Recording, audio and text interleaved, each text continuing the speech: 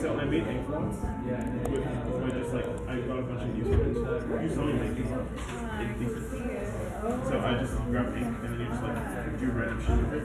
I scanned it, put it in here, not a few images, and then like a few screenshots, photos that I took. You should honestly have like a tiny voiceover for all. No, yeah. Honestly, That's what it's like. as theater practice, theater advertising and always input your posters. Reposting books as a design practice. Oh. Yeah, that's the last thing that I have to do. Crazy man, Instagram. Who's the one follower? Enjoy it. I need to go change. I've been sweating. Oh my god, don't I can't believe you just got. As I am in the room, engaged in the moment and the culture, I fear losing access to the resources, the people, the rooms, and the moment.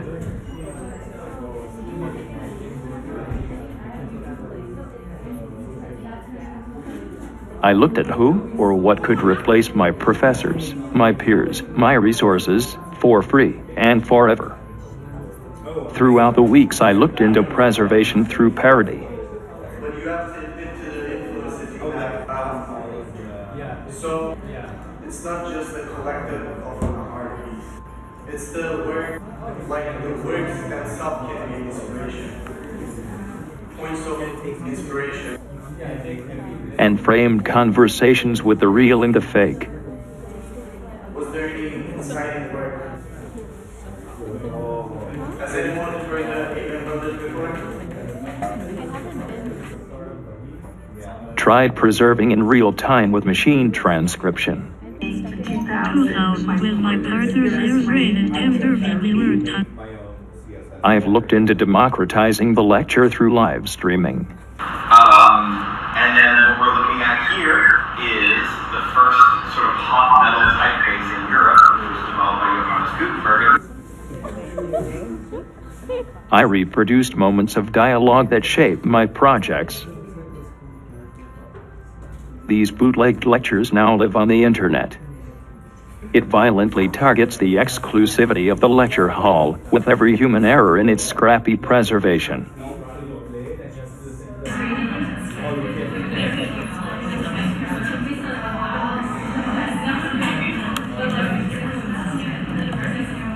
Yeah, okay, here we go.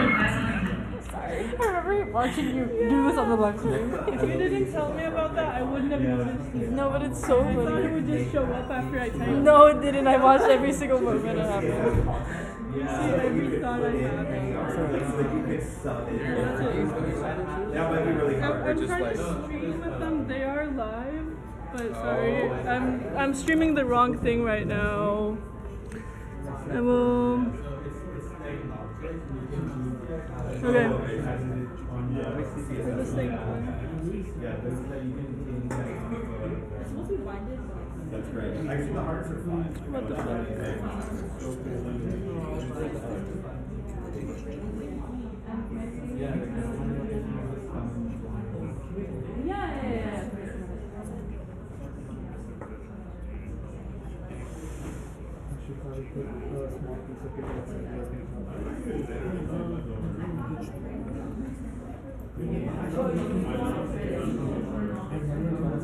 What is this cord to? It just gets the camera to like input here. When it's just a single camera that's connected to it, it doesn't do much. But when it's more, it's just like switches between cameras. Yeah. Yeah, I know that. I know. I have that. I just don't tell anyone.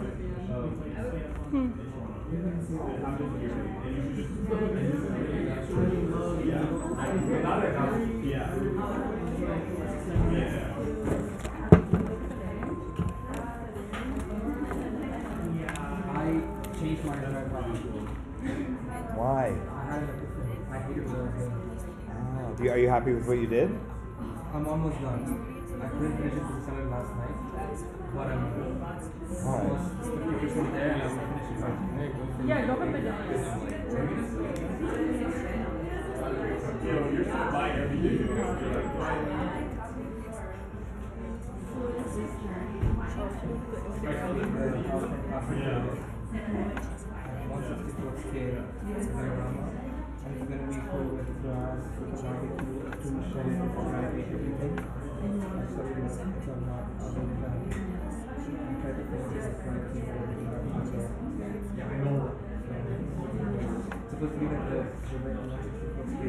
It feels like software. What you made feels like software. Yeah, like it does. It feels very much like software.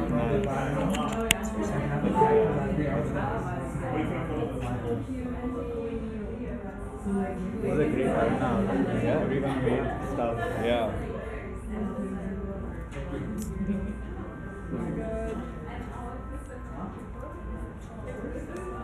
I can't touch that anymore. It's like I see it. He said that he touches it.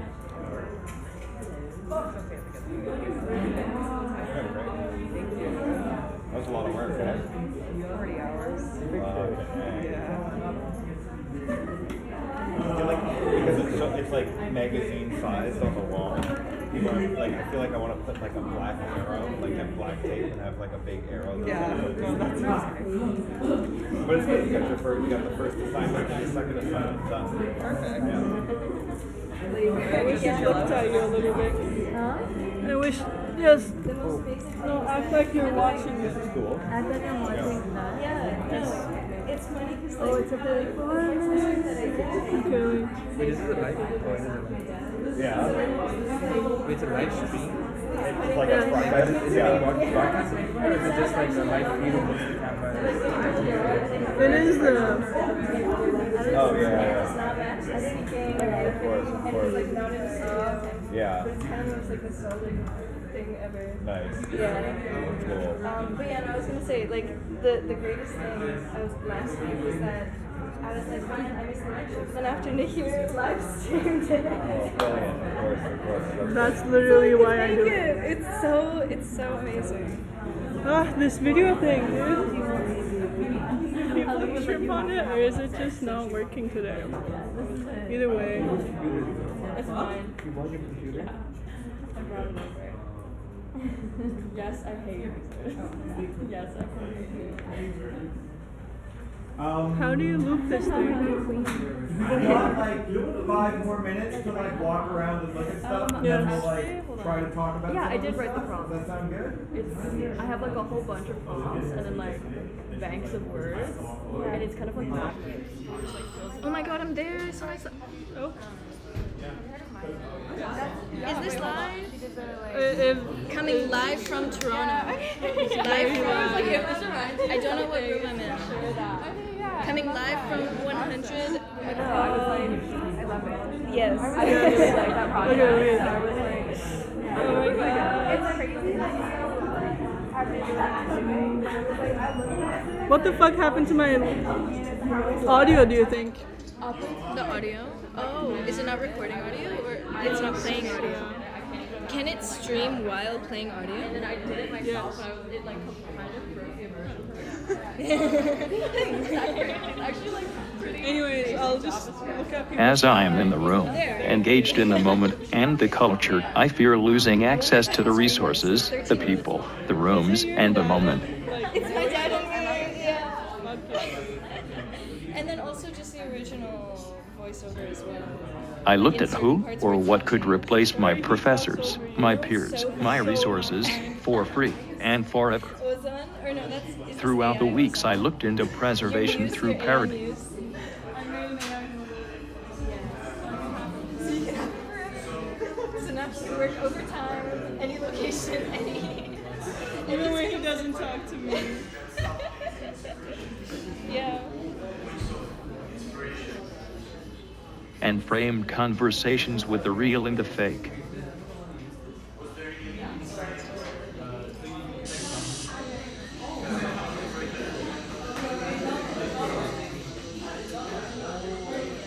Tried preserving in real time with machine transcription. 2000 when my partner's air brain and temper really were tough. I've looked into democratizing the lecture through live streaming. And then what we're looking at here is the first sort of hot metal typeface in Europe. I reproduced moments of dialogue that shaped my projects. These bootlegged lectures now live on the internet. It violently targets the exclusivity of the lecture hall, with every human error in its scrappy preservation. If you, it's recording. It's live streaming the class. Oh, this is so cool. What is it? It's like buttons. My initial idea was because we would go around the city and just like, okay, basically we made Editorial design. posters and then like put them around the city and just like we paste just like threw them around the city. Yeah. And there was like little like a fine line of text. And it would say things This like is so if you're looking cool. for a This is a desktop documentary. that thing that you took a photo of, right?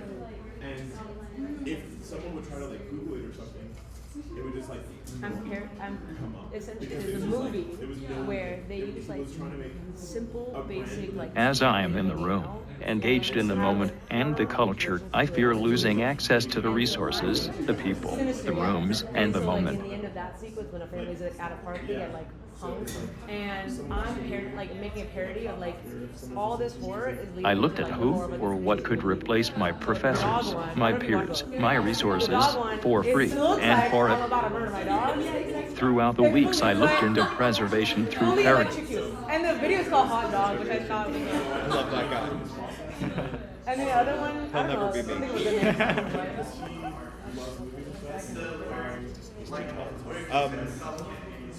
Okay.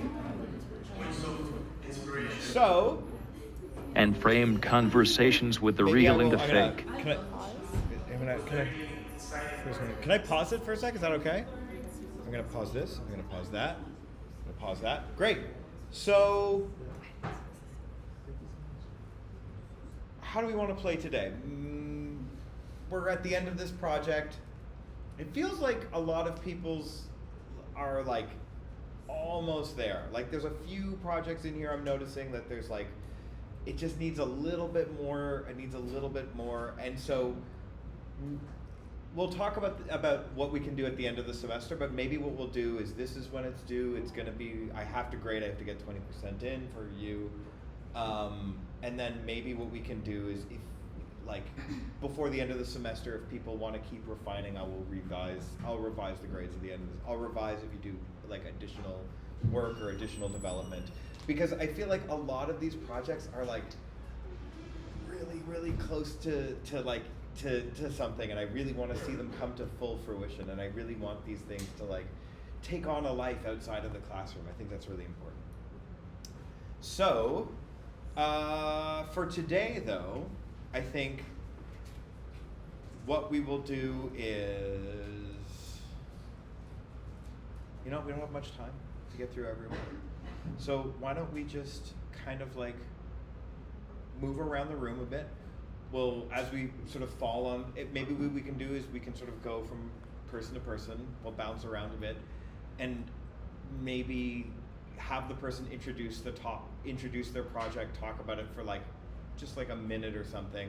And if anyone has any feedback, that'd be great. How about this? If you're talking about your project, and you want like constructive feedback, maybe just tell us. And if you're kind of like at the end of the line, that's okay too. And then just say that. Does that make sense? And a few of you, I think, need to like present, right? A few of you need like this machine. So why don't we start by being a little like physical, moving around the room, and then we'll take a little breather. We'll do a little like projecting, and then we'll come back. We'll do that. Sound good? Great. You want to start? You want to talk about what you did? Pardon? I can yell if you want. Okay, so basically, I wanted to bootleg a fashion magazine, and I kind of am playing with like two commentaries on this one. So one of them, playing with like our next project, goes into making couture fashion and like the detail handcrafted hours of just someone like hand sewing. So I wanted to show that in the work. So I hand embroidered a recreation of like a 50s Vogue magazine, and it took 40 hours of stitching and 2 rolls of thread, 126 beads. So I wanted it to really, so you could tell by looking at it, like that amount of work that went into it. And then the second commentary also is just materiality. So I thought it was kind of a cool concept to get a fashion magazine and be able to feel like what that fashion would feel like. So also like feel free to touch it so that you can kind of like experience the fashion through the magazine.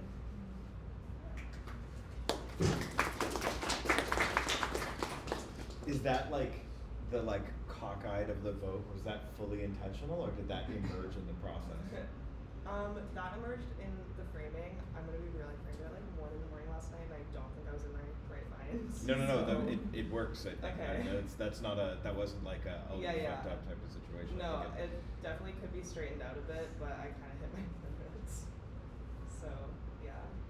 And no, I think it works. I think it kind of like speaks to the like replicating aspect and the handmadeness of it. It's really funny. Like it's amazing. It's great. Dude, what issue is it from? From 1950, early 50s. I can't remember the exact date, but it was like a summer collection magazine. I just thought it was a really nice, like very striking black and white. Also pretty simple in terms of the shapes and the colors, so I really liked that one. Cool. Nice. All right, I guess we'll just keep moving. I can see this being a series. Again, it's too much work, but like I could see this like being an ongoing like side project. Like I could imagine a room filled with like 10 of these over time. When I was trying to pick which magazine to go with, there was a really cool Rihanna one where she was wearing all this jewelry, and I thought that would also be super fun to have like actual chains on the thing. So if I were to do a series, I would really like amp up playing with like the materials a lot, because I think it would be fun to have it super 3D. Nice, nicely done. Where to next? Which one?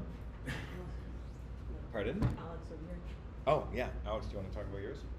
Sure. Or actually, why don't we wait on Alex and hear, just because these will be like projecty, is that okay? Yeah. Can we talk about this one?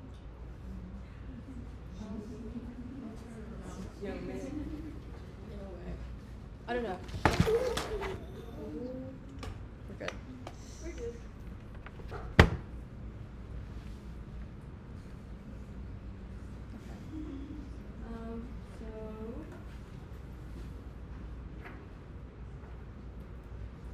I'm gonna just do this, guys. This is my project. It's called As Creative Practice, because the idea came during one of your lectures when you put, I think it was like bootlegging as creative practice or something on the slide, and I looked at it and I thought I could have put anything there and it would have sounded legit, and I was like, I guess that's gonna be my project. So that's kind of similar to when we were doing the paper where we filled in like our interests. One of my projects was Fake It Till You Make It by Maya Man, and so I coded this, basically an algorithm. I coded an algorithm that sources a bunch of words that I looked through on social media while I was scrolling through, and it's supposed to mimic those like Instagram accounts that are like 7 Illustrator tips that you've never heard about or stuff like that. And I have a bunch of different,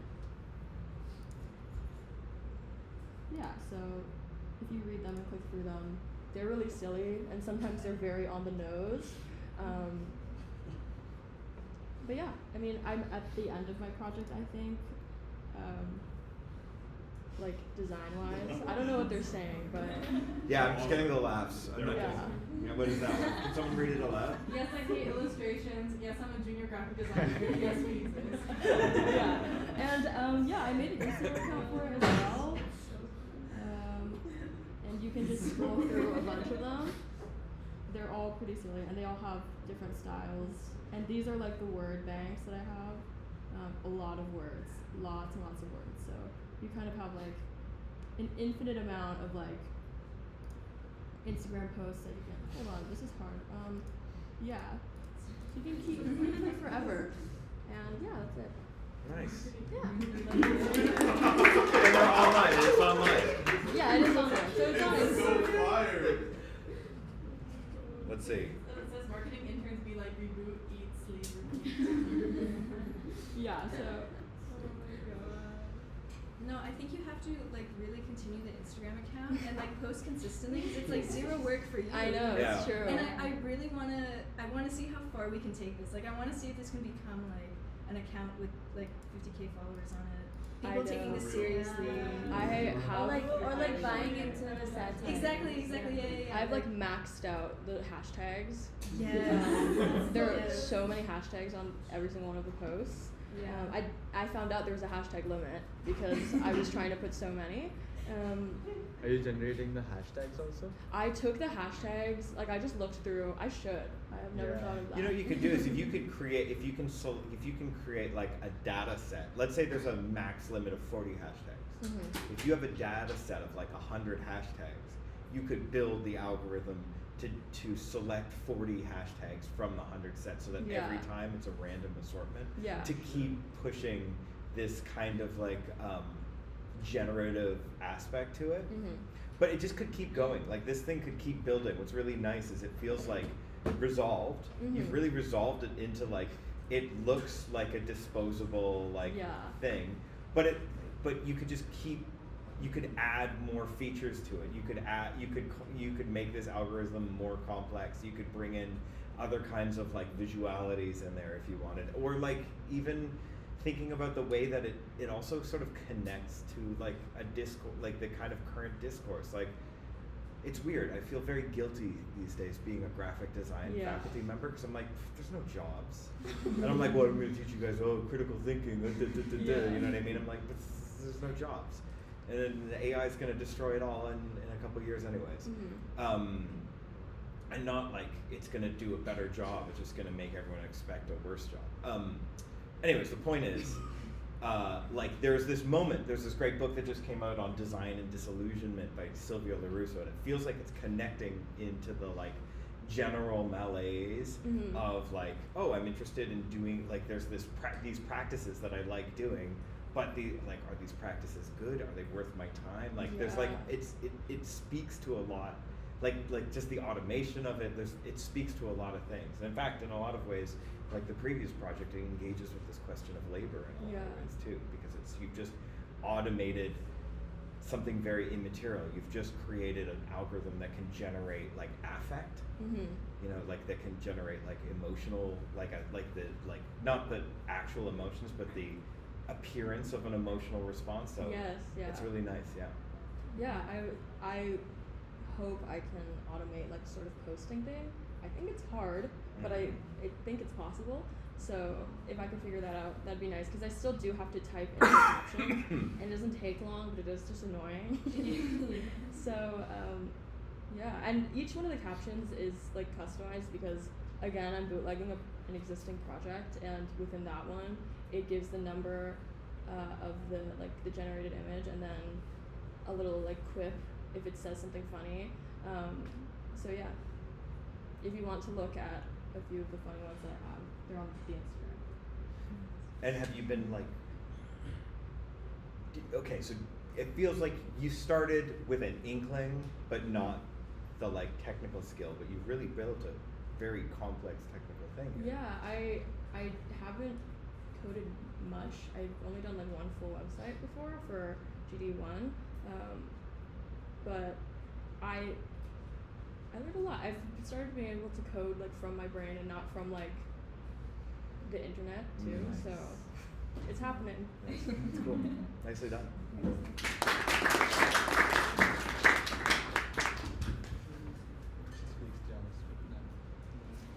Move down the line to Ayana.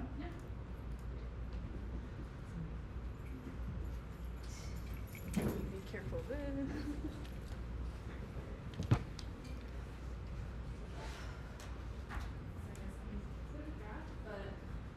Basically my project was I decided to bootleg So okay, basically my first job I worked at like a vinyl cafe.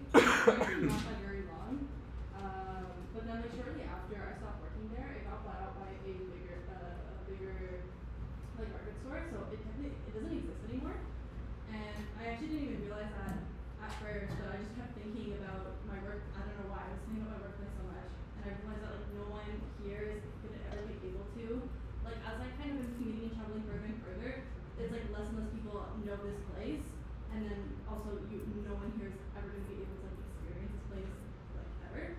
And so I was like trying to find. Basically, I did a series of studies, like about 12 studies, to try and come at like to bootleg my workplace from memory as a way of like delivering it to you guys and being able to like for you guys to be able to experience my workplace without ever being there. So I did like I'll show you a couple different studies I did. So I mean I have like this well,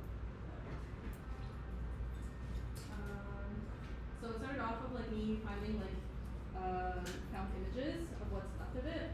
And I was using my own, just like what's it like on Google and basically unwrapping it and making kind of like a net.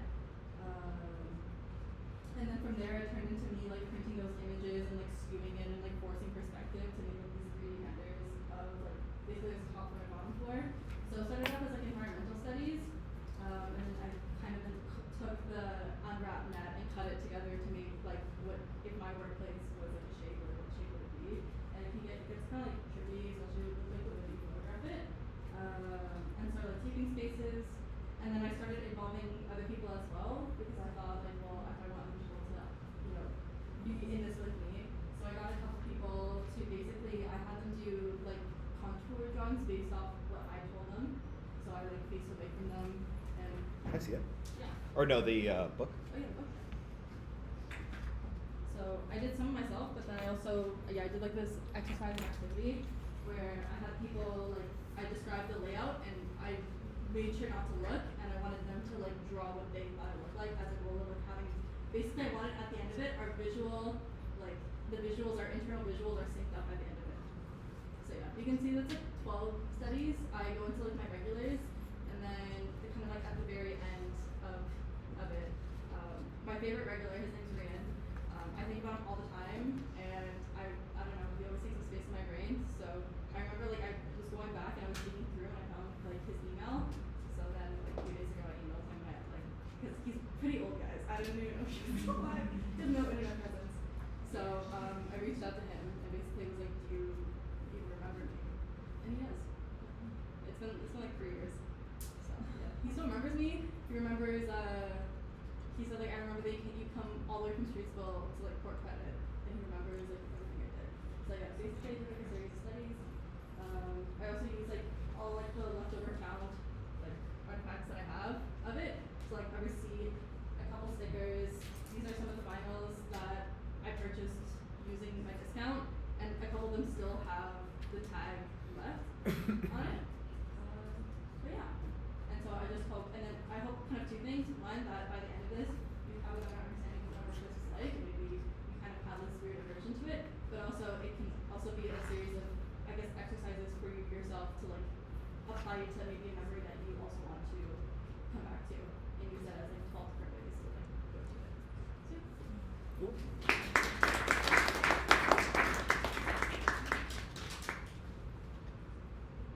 Does the book include those like collection of orders and like the people that you associate? Yeah, I have a list of. I have one study is my regulars where I sat there and I tried to remember as many people as I could and their orders and like really defining like traits of them. So like there's a couple people that weren't even regulars, but I just saw them all the time. Like there's a guy that dressed up as a pirate all the time, and he would walk around, or like someone that wore like a box on their head. So stuff like that. I also tried to. Actually, the hardest one for me to do was trying to remember the layout of where all the records were. I had to actually like close my eyes, put my head down, and like try and go back there and pretend I was filing back like the records to like try and remember it for both floors. But it's really cool because even as I'm like doing this, it's actually helping me recall more and more. And also, the last thing I will say that I forgot to mention is that the whole point of me wanting to bootleg your memories, because bootlegs, there's like they're not perfect. And so by pulling from your memory is like one of the most unreliable, like it's such an unreliable narrator that you have. So automatically, no matter what memory I pull or no matter the moment you pull an experience from your memory, it's automatically deleted. So, like the moment that you pull like a memory of your experience, like that just down because it's like deleted. Because it's like really unreliable. Like, so like if you experience it. So that's also the same. So the purpose of this project is to reconstruct the space that was here for courses. Yeah. And it's purposes you. Is there like a translation of like, because I saw a screen, but there was just like images. Was there a purpose in the translation of your images from Go, or was that just a right collection? Oh, like these, like that was from recollection. So I found like all the images and I tried using like Blender and things, but I hated that it made me think of my work as a box because that's not how I remember it. Yeah. Of course, yeah, it's like a box, but so I basically I laid out the images in a way that felt the most sense to me. But then I guess interesting for the transits, like you know like how mapping applies these and like you remember more, or like there's more pronounced of one thing than the other. And this is what people do over with. And that's what people do remember, yeah. Okay. If anyone has 15 minutes, you can do it. And yeah, and it's actually, I'm not gonna say, some were like really, really close. And it was like really interesting. And even then, like I did this and I went back to my phone and even then I realized how unreliable even I was. Because I thought like something was there and it totally wasn't. Yeah. Like it wasn't at all. I want to see you reapply this process on another thing that's not like a workplace. Yeah. I want to see this process, like there's something really deeply forensic about this. It's like you're taking this place and then you're studying it from a million different places. It makes me think of like forensic architecture a little bit, like Eyal Weizman's work. It makes me think of, there was this amazing group out of Lebanon, actually it's kind of German, called the Atlas Group. And the Atlas Group would do these unbelievable like forensics of like Beirut after the Civil War, where they did these beautiful, like that were like a cross between like an arts practice and a forensic practice at the same time. And so I think what you have here is like, I think like the book needs like a bunch of refining. Like I think we need to figure out some details. I think we need to expand some things and use the space a bit more wisely. But I think like what you've hit upon is a process of just this like recurring attack from multiple angles. There's this like, I hate to use him as an example, but like Martin Heidegger was this philosopher, and he often talked about how like the truth isn't, like there's no truth to anything, there's only multiple truths. And the only way to get at an understanding of something is by hitting that topic from as many perspectives as you possibly can, hitting it again and again and again. And he called that process Wiederholung, which is repeat, repeat, repeat. And I kind of think there's like Wiederholung in there. Yeah. And just repeat from different angles. But yeah, now I'm curious to see if this is, Ayana's process or if it's just this project now. Because if it's Ayana's process, it could be very interesting. You know what I mean? But either way, it's nice work. Thank you. Yeah. If anyone has any questions or queries on my work, please. Yeah. I used to, my dad used to go to Archtop a lot. Oh my god, really? There's like 2 locations I think in Port Credit, there's still one around. Yeah, so basically like the one I worked at was specifically, like I've actually worked at I worked at the coffee and vinyl one, and that was the one that got bought out. The other one that like exists is just a restaurant. So they're like it, and it's completely So actually like in the email, so I've been emailing my regular we've been talking about this a bit. I really wanted to in time, but you know I couldn't force. I really wanted to interview him for this one. They're like so it was only mine that like sold vinyl, and that's like all the part that I remember more. I'm not gonna lie, I hated working with the other one. Yeah. So it's not something I've ever considered as like a part of my job. But yeah, it still does exist. Yeah, because like I remember like it still has like that really dingy like bathroom and like like it's way too close to your house. I think it's still because like I don't know, maybe something's changed the last time I went. So I'm definitely not trying to be like, oh my god, that's it. No, because it's you went to it was 91. Okay. 109 is this one. Okay. But yeah. No, that one. No, you're not crazy. That one also exists. But the one that like is also retail, like it's now High Notes. If anyone's ever like been to the other location, it's now. Cool. Nice. Amani?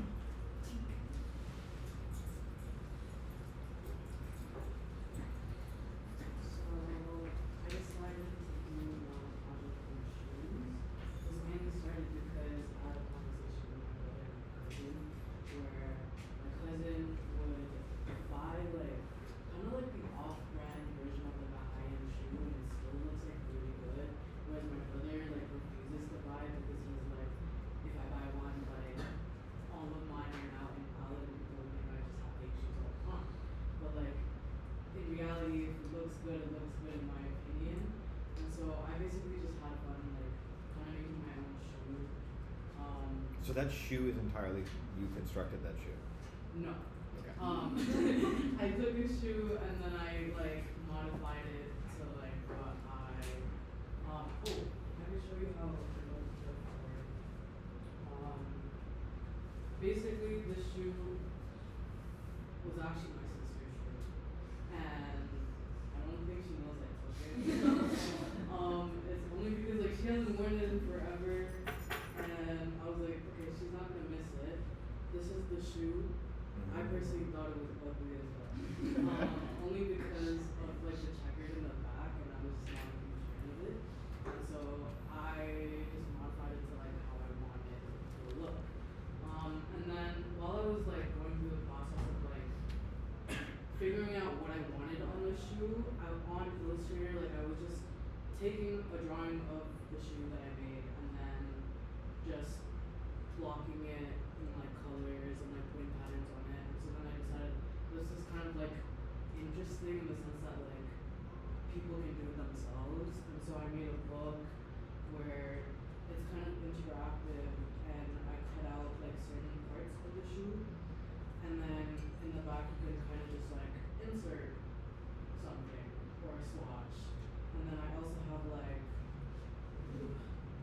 I have ones with like fabrics that you can also do.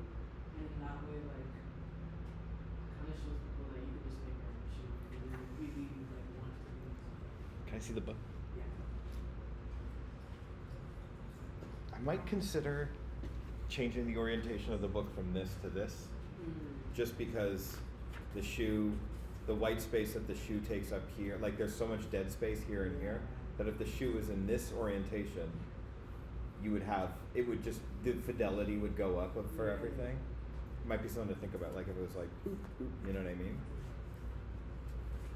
But there's like this moment, which I think is like really, this to me is kind of a magical moment, where the like a not Nike, not like a very like it looks like a South Asian like printed pattern, you know what I mean? Like that moment to me is like really kind of very exciting, but I kind of would love to see that as a shoe, you know? It's cool. So yeah guys, actually.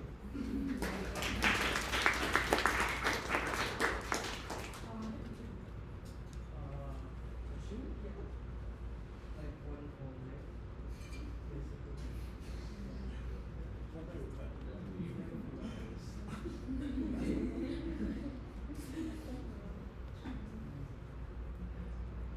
Cool. Yeah, this is El Bradfo. Yeah, I mean, basically, I wanted to have L. Bradford, and I couldn't because it's too expensive.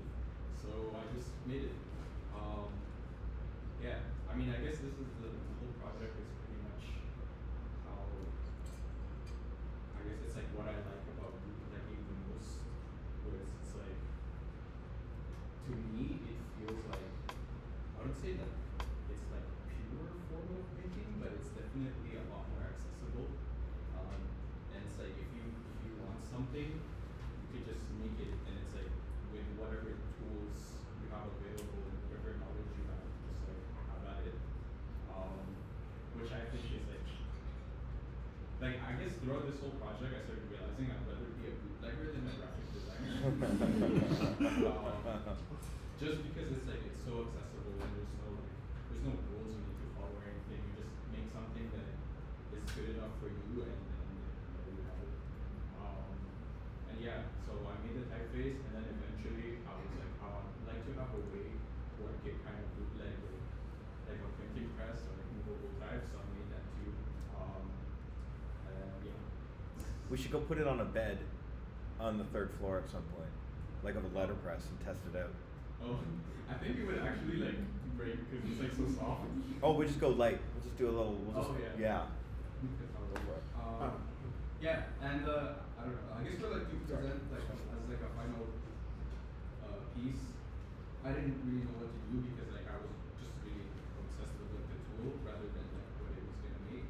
So I just like quickly made like type specimens and I like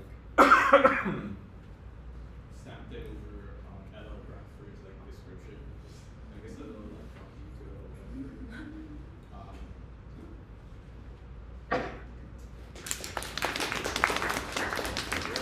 I think Alex said something. I actually have a comment for both of your projects. It connects in the way that like both of your projects take something like very complex and can be very scary for some people, and like while your process was very complex, simplifies it to like a way that it's very easy to like interact with and like can be like the introduction into like this interest for someone. And it's like you understand the anatomy of like a shoe, and like you understand the anatomy of like type, and you like bootlegged it and then presented it to us in a way that we can interact with it and be interested in what you're interested in. And I think that it's just like a coincidence that you guys presented back to back, but it, like that's the link what I kind of found within your two projects. Yeah, about it. And they're both like trafficking in like what Pierre Bourdieu calls the restricted field a little bit. Like they're both unto themselves like art. Not art, I should say, but they're both like a font, like a nice, like a Lorenz Brunner designed font is like very much a thing that people really want. You know what I mean? In the same way that like a Nike shoe has like a restricted field about it, that like you know that people will, like my friend Matt, he collects them and doesn't touch them. He shrink wraps his shoes, and it's just like, you know, it's wild. Like it's his whole life. Like he's anyways, doesn't matter. So like, I think that's a really interesting thing. And you know, when you were saying that, Alex, it made me think like I learned how to cook from my dad because he's very, very specific. Everything needs to be chopped perfectly, exactly the right way, that kind of person. But my mom is like this, like it is like the butt of the joke in like our whole family that she's like an absolutely insane cook. She'll just be like, I have spaghetti and I have a pie crust, so I put it in and there we, you know, like she just like, there's like no rules, right? Like a total demon. And the food's often, you know, she doesn't cook for the family much. Because, you know, I mean, it's fine, it's great. But like she'll turn anything into anything. But there's something about both of these projects which is just like, fuck it, let's go. Like no expertise, anti-expertise. Let's just like make a thing. And so yeah, I'd love to see now what happens. Like right now, it's there. People are starting to play with it. We're all starting to like move things around. I want to see. I'm so curious to see what happens when somebody someone other than you is given that tool to like in a sustained process develop something, to like figure out maybe they're going to use the tool not the way that you want it, because you like that it's like we had this discussion earlier today. I was like, oh, you should just scan the letters and use it for something. And you're like, no. But if somebody breaks your rules of that tool and does that, like I'd love to see a sustained response with that. So like in a different class or for the next assignment, one of you should just, you know, take Josh's typeface and just go with it, you know? Or for like a student press piece or something, that should be like the title should be all in L. Like, and then you imagine having that little colophon on it that said, you know, typeset in like standard grotesque and L Bradfo. Like that'd be pretty funny. Has anyone tried it? Hands up who've tried it so far? Usability testing, how is it? I think so. Yeah. No, the Velcro is like an ingenious idea. It also lets you, like you can like manually kern and then also just play around and do like, you know, like fun arrangements with it if you want. Yeah. Also, when it locks in, when you push it down, oh, that's a sensation. I felt it right here. Yeah. It makes like a nice click sound. Oh yeah. I think Jill's got something. Yeah, I think I really love the Velcro, especially for this. I just wonder what it would be like if it really did different things, so like magnets. Because then when you try to press it down, they kind of move and it would give you like a different feel almost. But like, I love the way that this works with the Velcro. But you could do other bits. Does that make sense? Yeah. It's pretty much just the first thing I thought of. No, 100%, totally functional. If we did want to expand on it. I mean, you can have a session where people carve out things in this material to the same height on a bigger template or something like that. There's so much potential for this, Mickey. I think it's also so smart, also with the shoe as well. But like, this is one of my favorite things about design is like the puzzle of it and the problem solving and trying to think like, okay, here's what I want to do, how am I actually going to do it? And you were so smart in like the materials you chose, the Velcro, like the whole setup. Yeah, super fun. I think going back to like the problem solving part, I agree, but I also think that's why I like bootlegging more than design. Yeah. Because bootlegging is like, if you think there's a solution that might work, like okay, let's just do it. Whereas design sometimes they're kind of like, oh, I got about it, like, oh, I don't want to do it that way. But like bootlegging was just like, yeah. Maybe this is part of your design process going forward. Is like the perfect is the enemy of the good. This is an old Aristotle quote. It's the idea of like trying to aim for the perfect thing actually gets you away from getting towards the good thing, you know. Like, but this is like, oh, maybe we should type that out. No, it's really fun.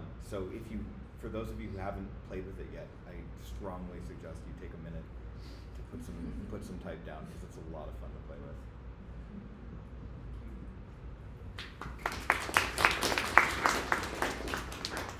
Can I add one last thing, which is like you keep saying this thing, which is like it's good enough for me, but like the standard of quality of the like letter forms that you've created are extraordinarily high given like the tools that you had access to.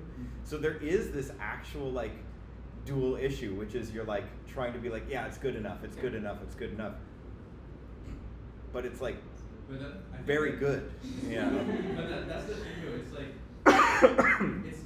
it can be like as good as you want it to be, right? Yeah. So that's what I think is like what I like about it. It's Yeah.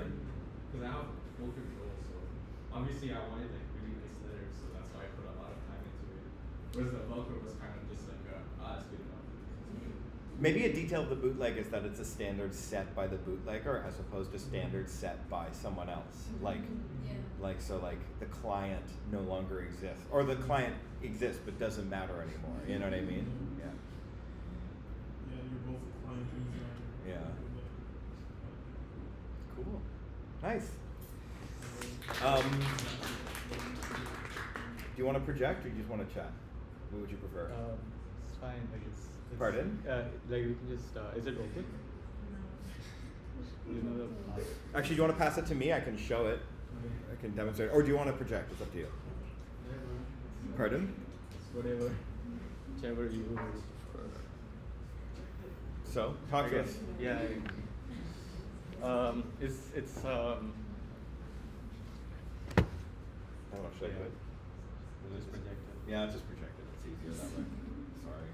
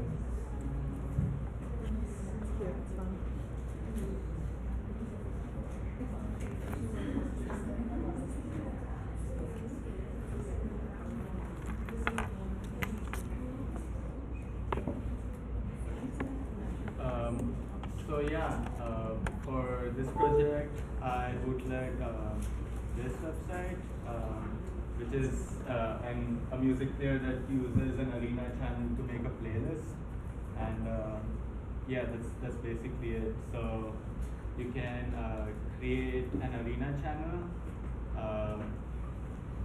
and it just so you can add YouTube links or MP3 files, and here are like a few playlists that my friends made.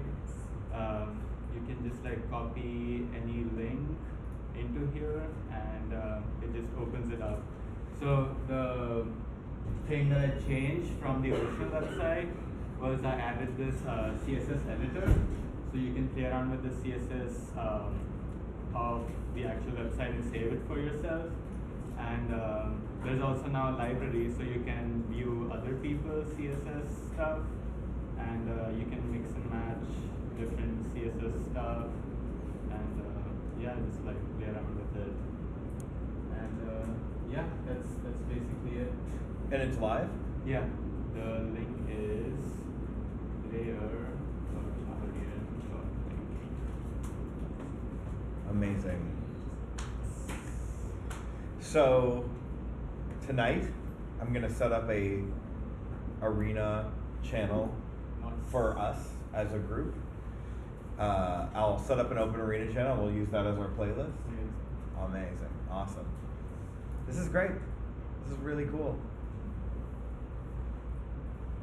Thoughts? I'm open to critique, by the way. I think this needs fixing. Yeah, and I would love if any of you want to user test it, because I think it's kind of buggy, but I need people to use it and test it. So yeah. Can you open it to like the actual? Yeah. Did you like do a demo? On my phone app, so. Oh, okay. So I mean, you just make an arena channel and let's see. I don't know. There's nothing worse than having to like load up your YouTube in front of you. Yeah. It's like opening up your, oh, just look at my Instagram Explore page. No big deal. Where's the copy? So like this is YouTube music, but you can just go to normal YouTube also. Let's make a new channel. Paste that in. You copy the link and go here, paste it, that's there, and then you can display it. And it works. Can I try it? Yeah. Can I see if I can make it work? So wait, how do I switch? Okay, how do I get to YouTube? Just here? So if I do this. Yeah, you're there anyways, but I'm trying to get this to work.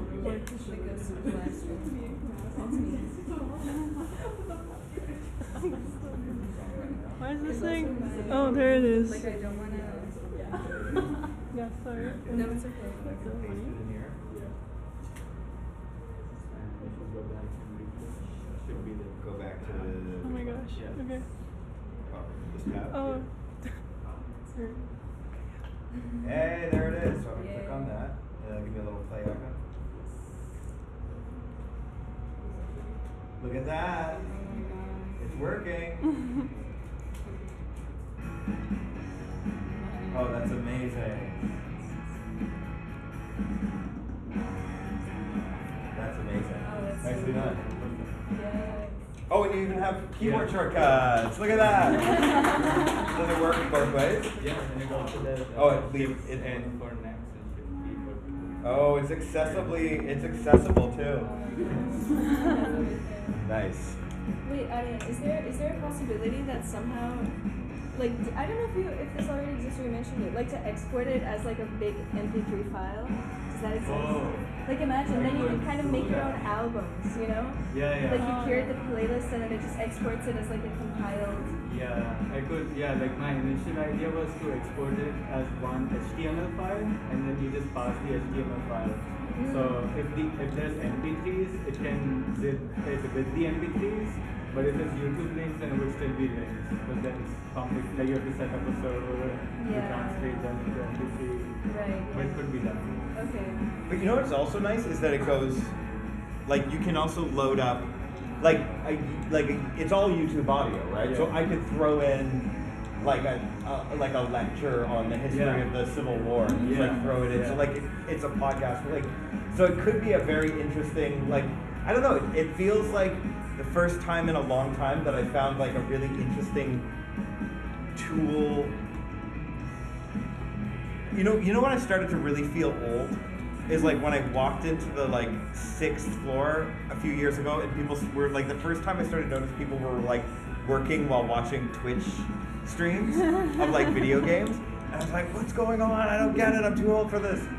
But like it's like audio. It like prevents the like video from showing. Yeah, so I can play video.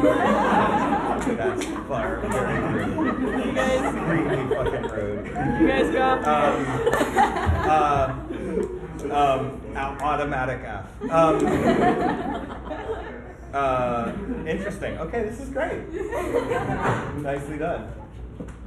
Yeah. Oh, sorry. Go. Go over the ones that other people have made, like the CSS that people did. Oh yeah. So Mama's been working on oh it looks like this. But anyway, so she was working on a CSS cookbook for it. So just like playing around with the CSS, and then she added a few of them to like the CSS library, and so it's just like a guide on how you can sort of edit it, and you have to make it responsive. Phew, you're lucky you're only auditing, otherwise.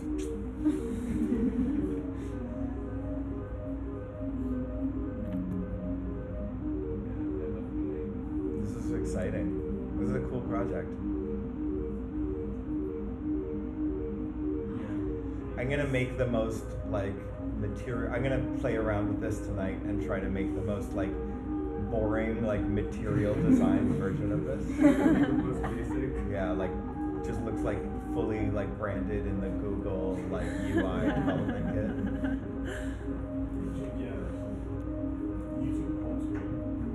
Is the fact that doing that is like a challenge. Yeah. You know what I mean? Like Yeah. the boring UX UI design would then become a challenge to recreate in this environment.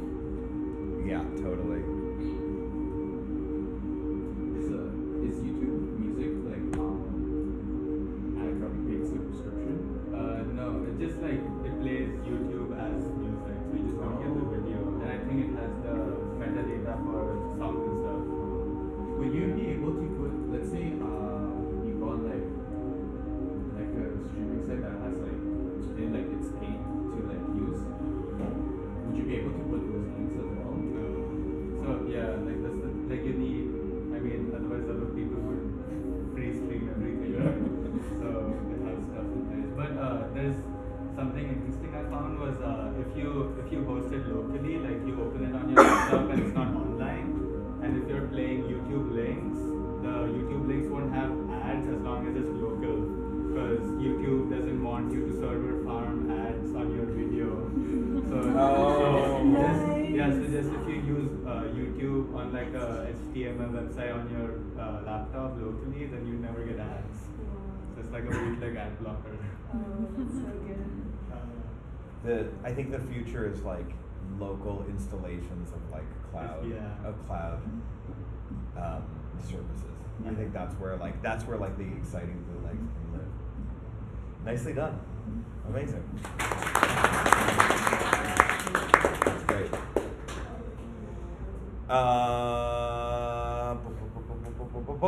Who's here? Do you want to just continue the projections? Yeah, might as well. Let's just do that for a little bit. This was a good time to like break into, maybe we'll do like 4 or 5 projections, then we'll take a little breather, and then we'll come back around and finish off. Does that sound good? Yeah, you want to project in? I guess people are just going to plug in. All the downloading to my Oh, phone. no. Do you want to project that? Why don't you go for it, and then we'll start letting everyone in. I feel seen. Now I can pull this back a little bit. Oh yeah. No, it's okay. So if you get this class, this is 9-minute classes. So just like locked into your iPad. This camera dude. So in a bag. it only records when I like touch it a bunch of times in different places. So weird. Okay. Sorry about that. It's raining. Uncensored live stream. This is an uncensored broadcast. Okay. Wait. See? Coming from a You're live, baby. Yes. It's so dark. I think the ISO. Can you change it? Yes. How do we? Infinite. Look, infinite stream. I'm turning it down.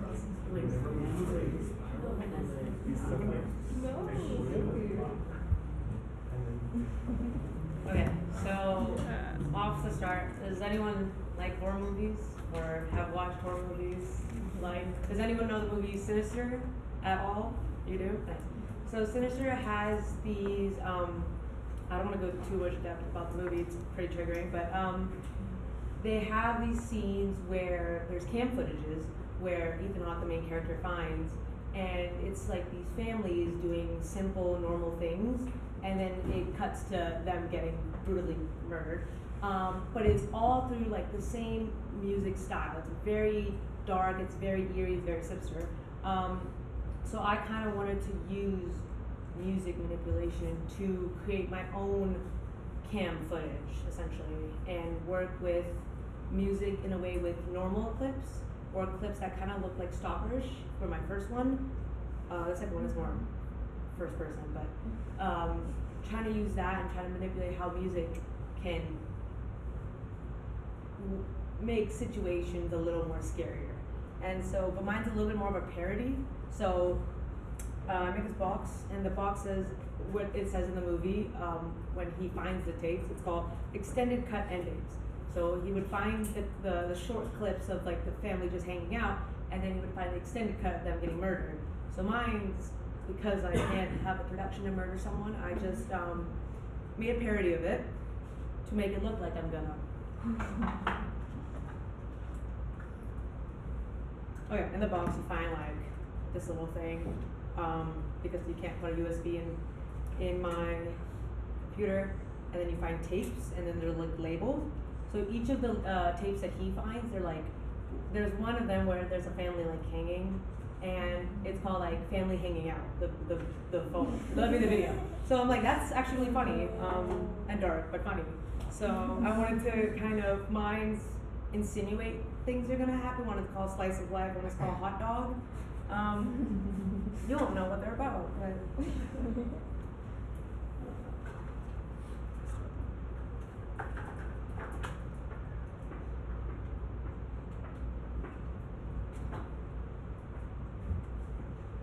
So yeah, you insert it.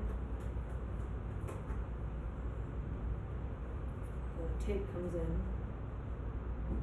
So I'm also trying to modernize the movie. The movie, he finds really old tapes with a really old camera. I'm trying to modernize the idea of like, the footage is still grainy and old, but I'm using a USB because it's just a little more convenient. So then you find the first one, kind of put it on. Oh, do I have to choose the other one?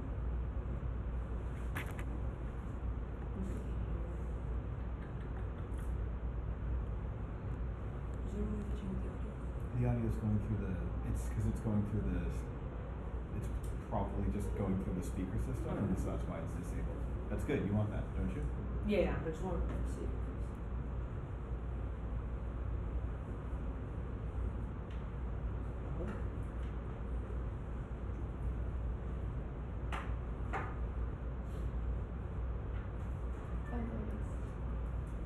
Wait, the audio. No, it's not putting. I don't know why it isn't. Sorry, dude. It's fine. Is it okay? I'll see. Yes, we're live. Yeah, we're live. Sorry, guys. Yeah, doesn't mean like it's fully canceled off. Okay, it's because it's going through the camera. Gotcha.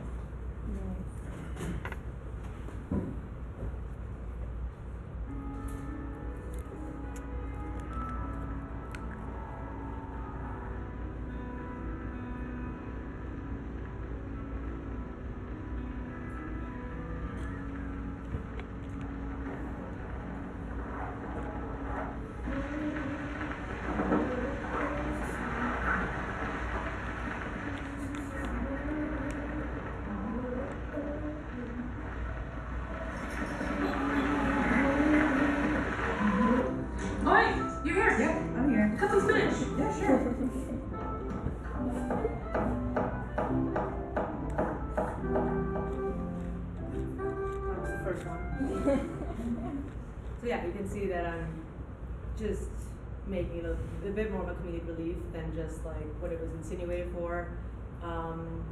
In the movie, they're like stalking the family, so I kind of used my friends, tortured them, brought them to my house, made them cook me a meal, and yeah, and then I recorded them outside my house, did a lot of footage of them just like having fun, but using music to manipulate the situation.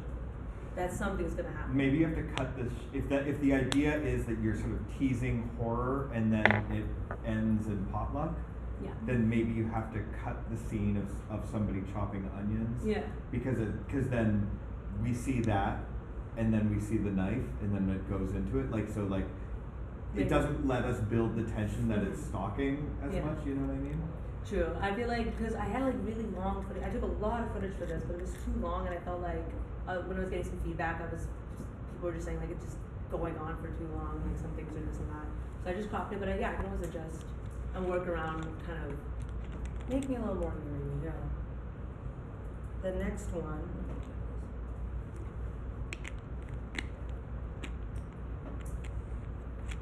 Oh. Next one's called Hot Dog. I want to give a true warning. No one was hurt from this. No animals were hurt from this.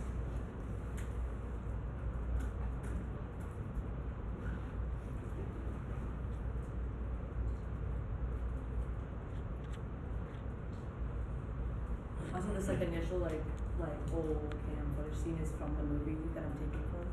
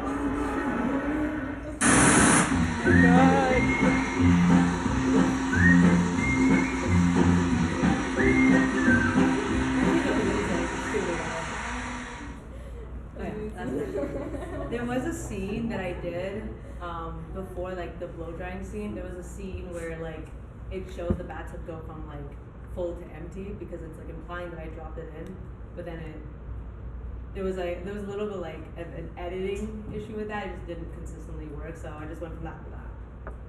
And also, yeah, music plays well. Music is going from something a little scary, implying something's bad gonna go on, and it doesn't. Yeah, and then those are the two.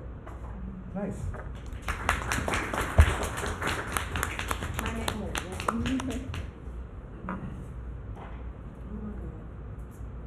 Anyone thoughts? Because these are Go for used- it, Jill.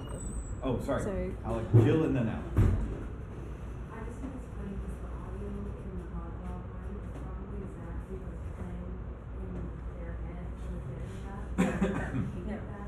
He hated it. So they get out, it's all happy and running off. So it's totally accurate. I feel like it stripped away a little bit of the horror there because of his face, but yeah, it's definitely he hated it. Yeah, he definitely like that. Yeah. Where did you end up sourcing your audio from? Straight from the movie. Well, who asked that? Oh, straight from the movie. I got there was like 6-7 tapes from the movie, and so I merged a couple of them. So there'll be like scenes where there's just like static, or there's scenes of like that like intense music where like I'm holding the object and I'm moving towards something. There's things like that. So I've clipped some audios from different tapes to work with specific situations, but it's all from the movie, except the happy stuff. That's fine.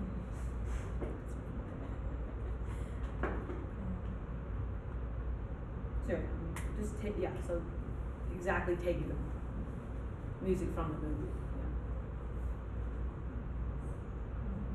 I was thinking the fact that these are on like physical, like individual USBs, it would be really funny if somehow they were like scattered around the school, and then and then like yes, and it's like a performance thing. But then also you know that like thinking about it, I don't know how many people would willingly like find a random USB and then just like plug it into their computer and be like, let me see what's on this, without like suspecting that there's a virus on it. So.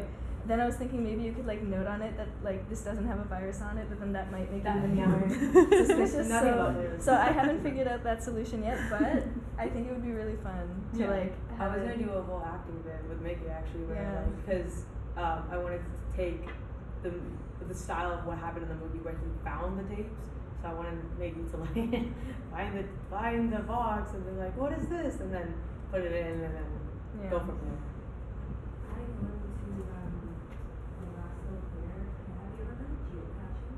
Yeah. You could like potentially go to the geocaching and take your USBs if you want to see more. The idea is you find them, you take the one that you want and you either don't leave something or you can leave something in return. So you could hypothetically plant these in geocaches and make it very Horror has like language to it, right? Like, or all cinema has language, right? And I think like personally, I'm really preoccupied by like the language of horror cinema, like the concept of the jump scare, the concept of like, you know, like just like the grammar of horror means a lot of different things. And so one of the ways that the grammar of horror operates is like yes, like the jump scare where you lead up to something and then it quiets down and then something bad happens or things like that. And I guess it could be an interesting avenue of exploration to take this out of the realm of just parody, like where parody is still part of it, but right now you're parodying one very specific film. But like thinking about the language of horror, the cinema of horror, and starting to, what am I trying to say? Like starting to explore the language in a series of vignettes that can sometimes be parody and then maybe sometimes can be earnest attempts to create like bite-sized horror. Like that's almost like a way of like learning a cinematic language through There are like making. different types of execution when it comes to how horror comes to be, like how it's played out. Yeah, so horror can live in editing big time, right? Horror can also live in like one of my favorite like artists ever was this guy Tom Savini. And Tom Savini constructed all of, like for many horror movies, would construct the prosthetic parts that would then get like torn apart in a horror movie, would construct the bodies that would then like spew blood everywhere. Like he was like the practical effects. I think he's still alive. I think he's the practical effects sort of like master on a low budget. He's kind of bootleg in his own right. So I guess like trying to find like trying to find the thing that can like where the momentum of this project is. I'd love to see like where to like what like I'd love to see like a social media account that's somebody just like recreating or like playing with the language of horror. That's not a deconstruction of existing things, but like learning it through making, you know? Yeah, I feel like if I were to expand on this, I would try seeing tactics of different movies and how they portray horror and manipulate it. But this specific one I was trying to do was for the purpose of music and how there is the jump scares, there is the ways that body horror, there's so many ways you can make horror scary. I was trying to use the scare factor with more music from how Sinister does and how like there's like a family barbecuing, there's really weird music going on, it's high pitched, it's like you don't, like a family's barbecuing, and the way it's edited too, like the shots, it looks like the family's getting stalked. So it's like that type of implications, how it's edited, how the pacing is, how music is, it all plays together and how horror can be. Cool. Nice okay, so we're not even halfway through, so we should keep moving. Do you want to jump in, Alex? Sure. Mine is like 13 minutes long. I don't know if that's... I don't know if we can watch the whole thing. Yeah. Do you wanna show us some like tidbits? Would that be alright? Talk about it a bit? Sure, I can try, yeah. Here. Should I open it on yours or my own? Oh, just do it on your own, I guess. Okay. That's easy enough. Yeah.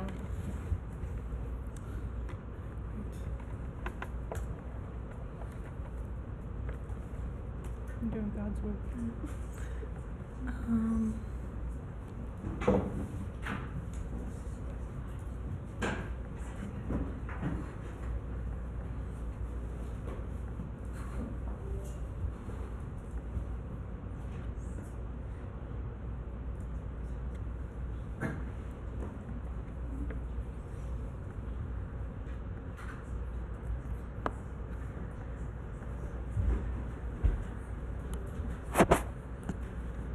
Oh wait, I have an instrument.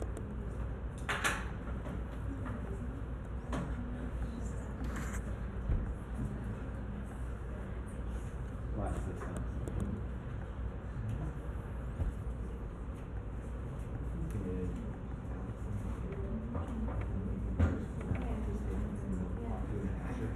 People are like on board of it.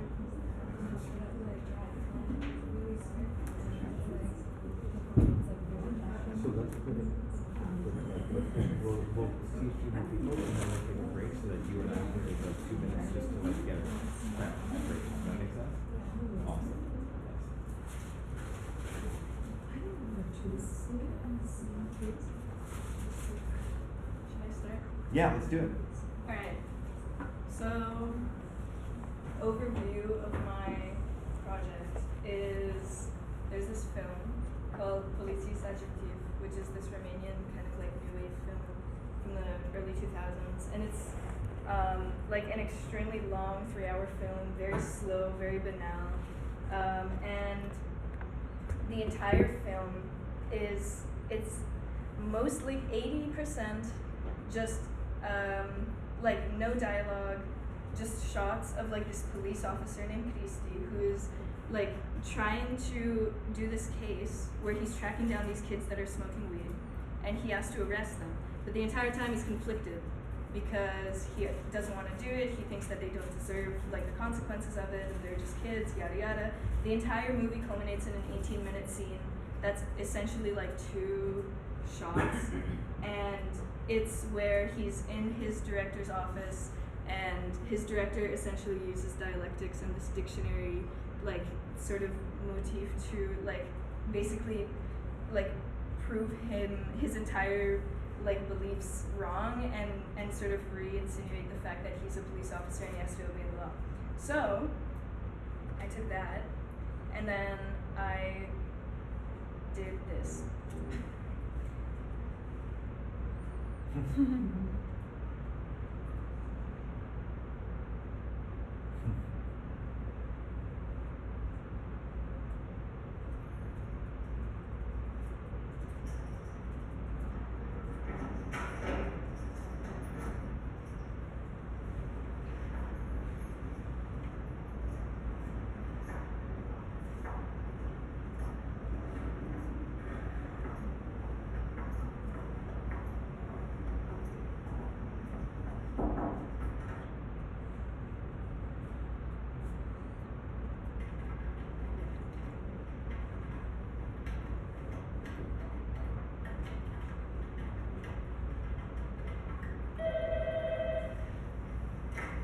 Da. Înțeles.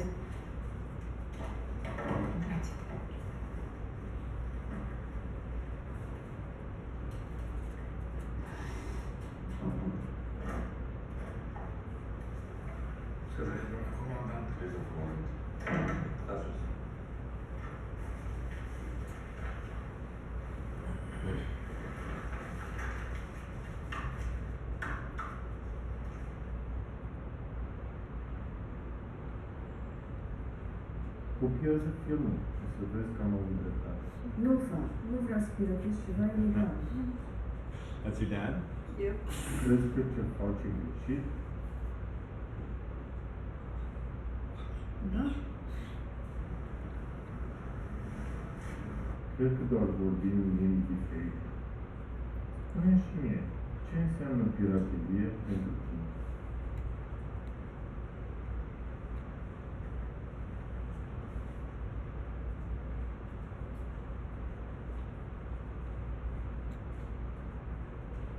Să faci chestii... Nu, spune și mie, ce înseamnă cuvântul piraterie? Așa încerc să spun. E când iei ceva care nu e al tău. Asta e tot? Adică, de fapt, e să furi ceva de la altcineva. Adică e ceva care tu nu știi de fapt ce e. Bă, știu, dar m-a întrebat prea repede. Bine, te iau mai ușoară. Gândește-te bine și spune și mie ce înseamnă piraterie pentru tine. Ia să scrie. Poftim? Scrie pe tablă ce spune Cristi.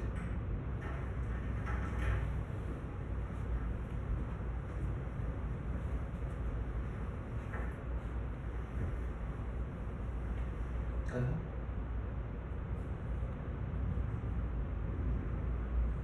Să piratezi ceva e un act illegal. Is this ad-libbed? Are you like ad-libbing your definition of piracy, or have you written? No, it's like it's a written script. Să face că nu e drept. Because I kind of Pentru cine nu e drept? took Cine nu contează situația. the script and followed the same kind of sentence structure and the same kind of like amount of speech in each section to kind of like parody the dialogue. So it's kind of the same Situația. like when he like turns around and asks to like repeat the thing. And also like a lot of these kind of like little sayings that like have carry like a lot of attitude, but Deci that's din cauza acestei idei, yeah. tu nu poți să copiezi filmul, așa? Da.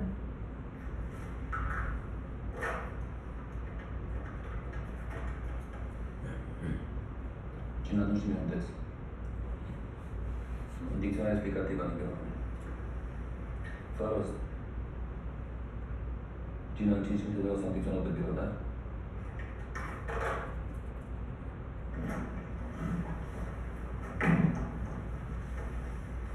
Am găsit. Unde? La Dana, la caziere. Da, eu, Cristi. Să cumpere nu să avem și noi în birou. Pe cheltuieli? Știi ce înseamnă piraterie? Poftim? De cuvântul piraterie. Ai auzit? Să nu. Ce înseamnă? Este când hoți cu arme, atacă vase, merceani. Și vezi cine? Da, trebuie să mergi la cheltuieli. Cum să știi unde merge? Deci îl trebuie pe cheltuieli. Atât. Am înțeles. Mai aveți nevoie de mine? Da.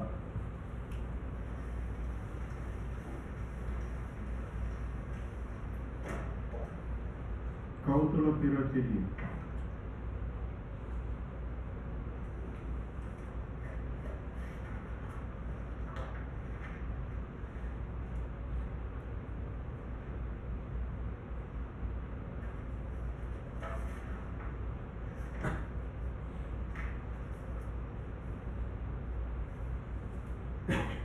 Piraterie. Utilizarea neautorizată a producției altor... Mai rar să și înțelegi. Utilizarea neautorizată a producției, invenției sau concepției altuia, în special în cazul încălcării unui drept de autor. Pirateria digitală este practică utilizării instrumentelor digitale pentru a descărca și a distribui fără permisiuni cărți protejate prin drepturi de autor, cum ar fi muzică, film sau software. Știți în continuare? Da. Principiul pirateriei a precedat crearea internetului. În ciuda ilegalității, a distribui fără permisiuni precedat crearea dezvoltării a accesului la fișiere care, în mod normal, So, ar fi what did your dad think din cauza of barierelor having to do this? sociale, politice sau economice. It was a great Așa. process, to be honest, because Yeah, like it was pretty funny overall because the entire idea, right, is like this dialogue. I wanted him to be the director and me to be Christy because like it was kind of this, also this idea of like the films, right, and like my childhood of like bootlegging films from Blockbuster. Uh-huh. So it's like I imagined this as like me as like a little kid where I'm like at school and people are like, oh, you can't do that, that's illegal. And then I go home and I'm like, Tati, that's illegal, we're gonna get in trouble. And then this is him being like, actually no, it's not that bad. So it kind of goes through, like, it starts with this definition of piracy, which like has the key word of economic barrier. He begins to dissect economic barrier. Oh, interesting.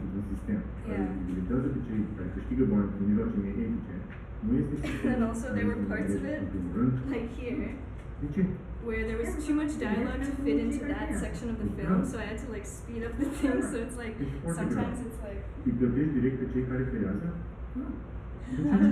I'll just let it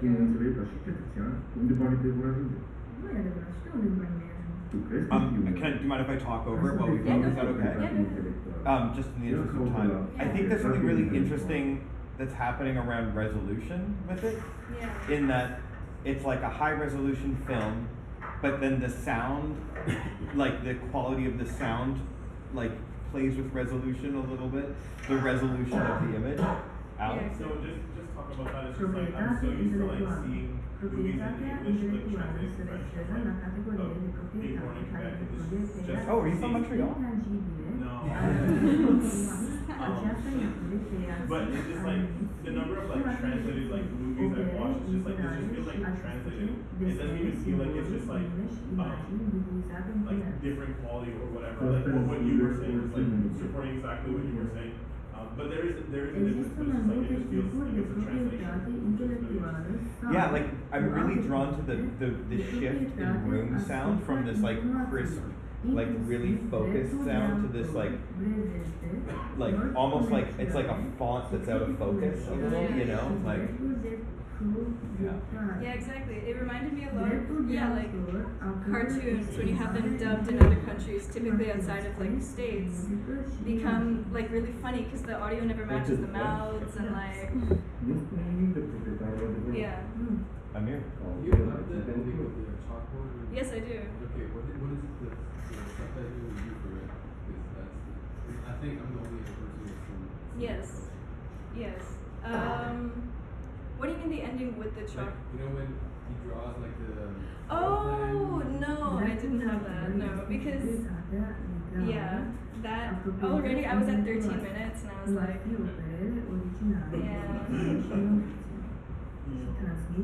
But yeah, there's like 3 minutes left. Do we want to go through it?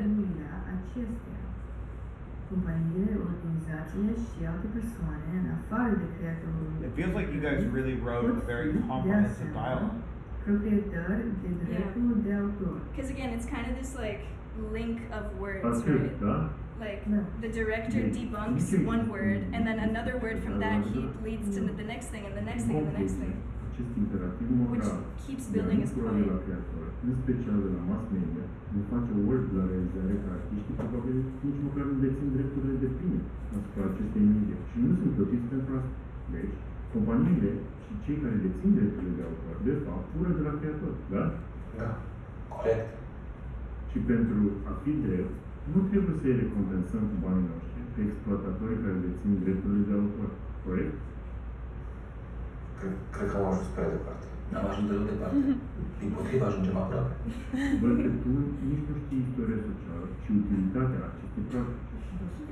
Îți spun eu că nu știi. Pentru că între a plăti direct pe creatori sau pe cei care exploatează, ai ales pe ultim. Revin. Atunci tu, în momentul ăsta, ai de ales.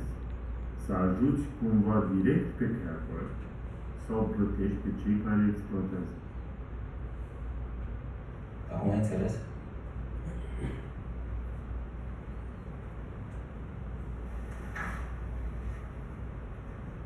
Tu nu mai înțelegi de fapt ce faci. Asta e problema.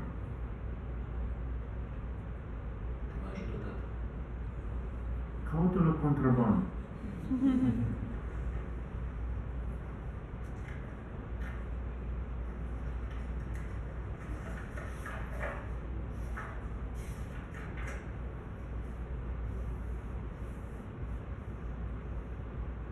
Contrabandă. Pentru a produce, reproduce sau distribui ilegal sau fără autorizație. În istoria Statelor Unite, contrabanda a fost fabricarea, transportul, distribuția sau vânzarea ilegală de băuturi alcoolice în perioada interzise, care a fost din 1920 până la 1933. Într-un context contemporan, contrabanda se aplică orice media, de la film la muzică la modă. Ea implică procese de recontextualizare, transformare, traducere sau parodie, de obicei cu motivați de omagiu, critică, comentariu sau pentru a depăși barierele sociale, economice sau politice ale accesibilității. Șeful? Filmez eu filmul pe numele meu. Așa Cristi o să aibă conștiință curată și poate să folosească filmul mai mult. Chiar ne înțeles. And then that's where it ends.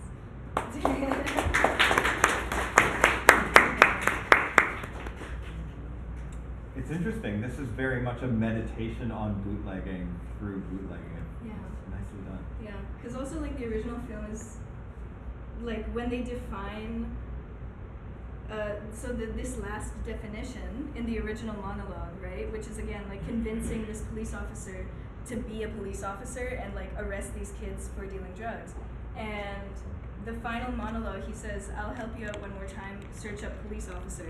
And then after the definition, like how they wrote it was like something about like a person who overcomes different like mysteries and stuff to come to a resolution. Like it was they were essentially describing like the nature of the film through this like also final definition that he makes him search up. So I thought that's kind of why I was like, I want this to lead up to just the definition of bootlegging. Nice. Yeah. So yeah. Great. That's the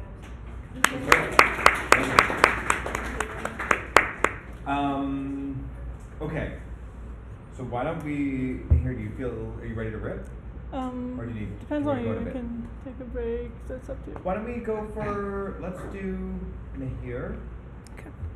And then maybe. Are you up, Adash? I can show what I have. It'll be over 2 minutes. Do you want to wait until you're done? Yeah, I'd rather do that. Okay. So why not, Nahir, why don't you go, and then we'll just go 2 more people, then we'll take a 10-minute break. We're gonna come back. Alex, Sorry. can you hold Sound these? good? Sure.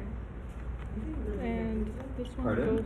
is connected to my laptop, so I'll sort of orbit around you. Here, I can just move back and that's easier.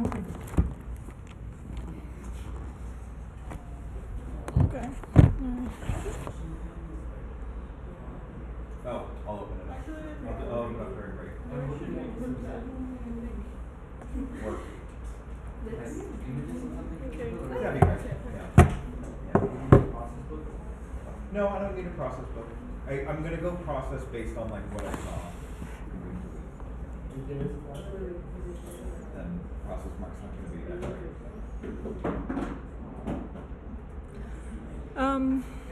Alright, wait.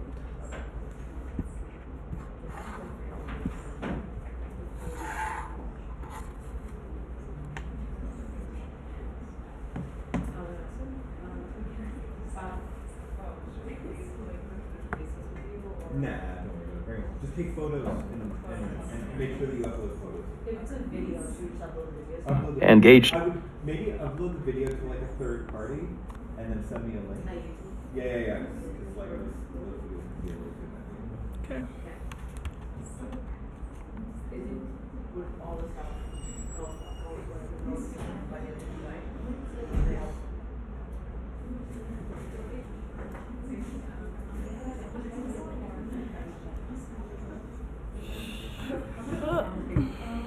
Alright. Okay, you guys, following up from first week, my thing was bootlegging sort of the lectures, it became bootlegging the student experience. Instead of presenting, I had a bunch of footage. I made a video that would sort of explain it. Because when you said the thing should speak for itself, I kind of got nervous and did that. So I'll show you guys that.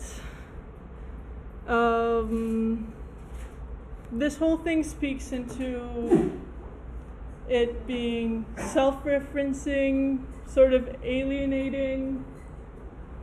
Because by the nature of it, it all got very meta. But yeah, this is not the project. The project is still happening. You guys are in the project right now. It exists on YouTube. You guys are also there right now. So it's a lot of plays with real-time things, because I sort of had to catch up to this thing happening in real time each time I made this project. So this also like formally plays with that as well.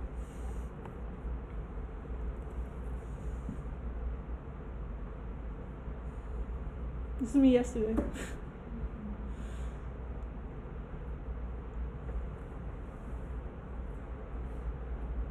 there volume that we're missing? No, Oh. not yet.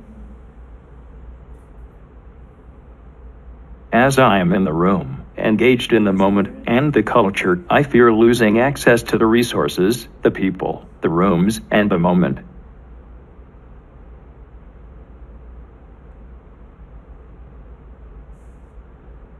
I looked at who or what could replace my professors, my peers, my resources, for free and forever. Throughout the weeks, I looked into preservation through parody. But you have to admit to the influences you have. So it's not just a collective of an art piece.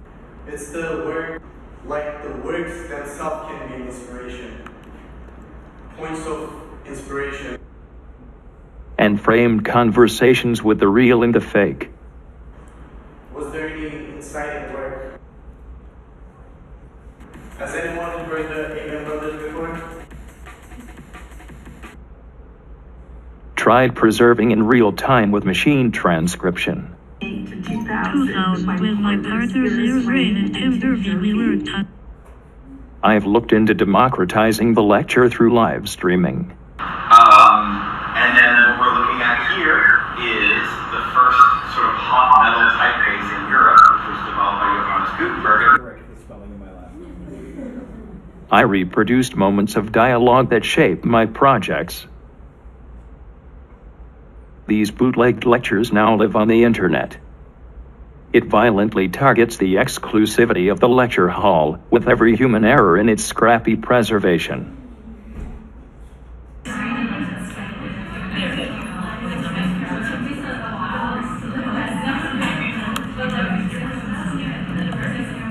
Yeah, okay, here we go. I'm trying to get better at how to end videos. It always happens, like something like this happens.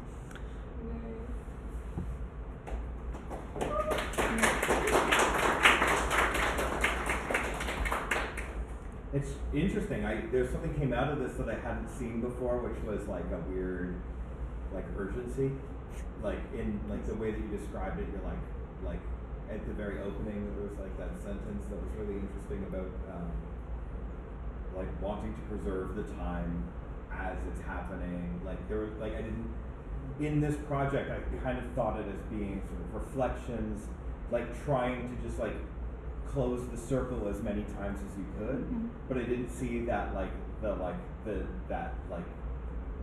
nervous affect to it that kind of started to emerge in the trailer, and I think that's a really interesting thing. I think that gives it a very human quality in a lot of ways. Yeah, you know Yeats. You guys know Yeats. Whenever I interact with him before third year, and when he was in third year, I want to say is when I met him. Whenever I see him, he's yearning about third year, and now it's like happening to me. He still is in that stage, I believe. So yeah. Yes. You got a lot of responses. Have you watched this? No, actually. Yeah, it's That'd be close so up, good. yeah. Maybe I should I like the write it down. you mentioned it, bro. You should watch it. I should totally watch it. Close Also, like the whole series, the whole like where the friend house, like that's such a good series. Alright. Who else wanted to? Yes, Sanchari. I really like this specific presentation also when you post that we are being recorded and we are like doing live streamed or whatever, and then you present your video in front of it and the juxtaposition of those two windows on the screen in front of us while the whole bootlegging of feminism is very much Yes. I'll stop doing this from now on. Yes, you guys. Makes it.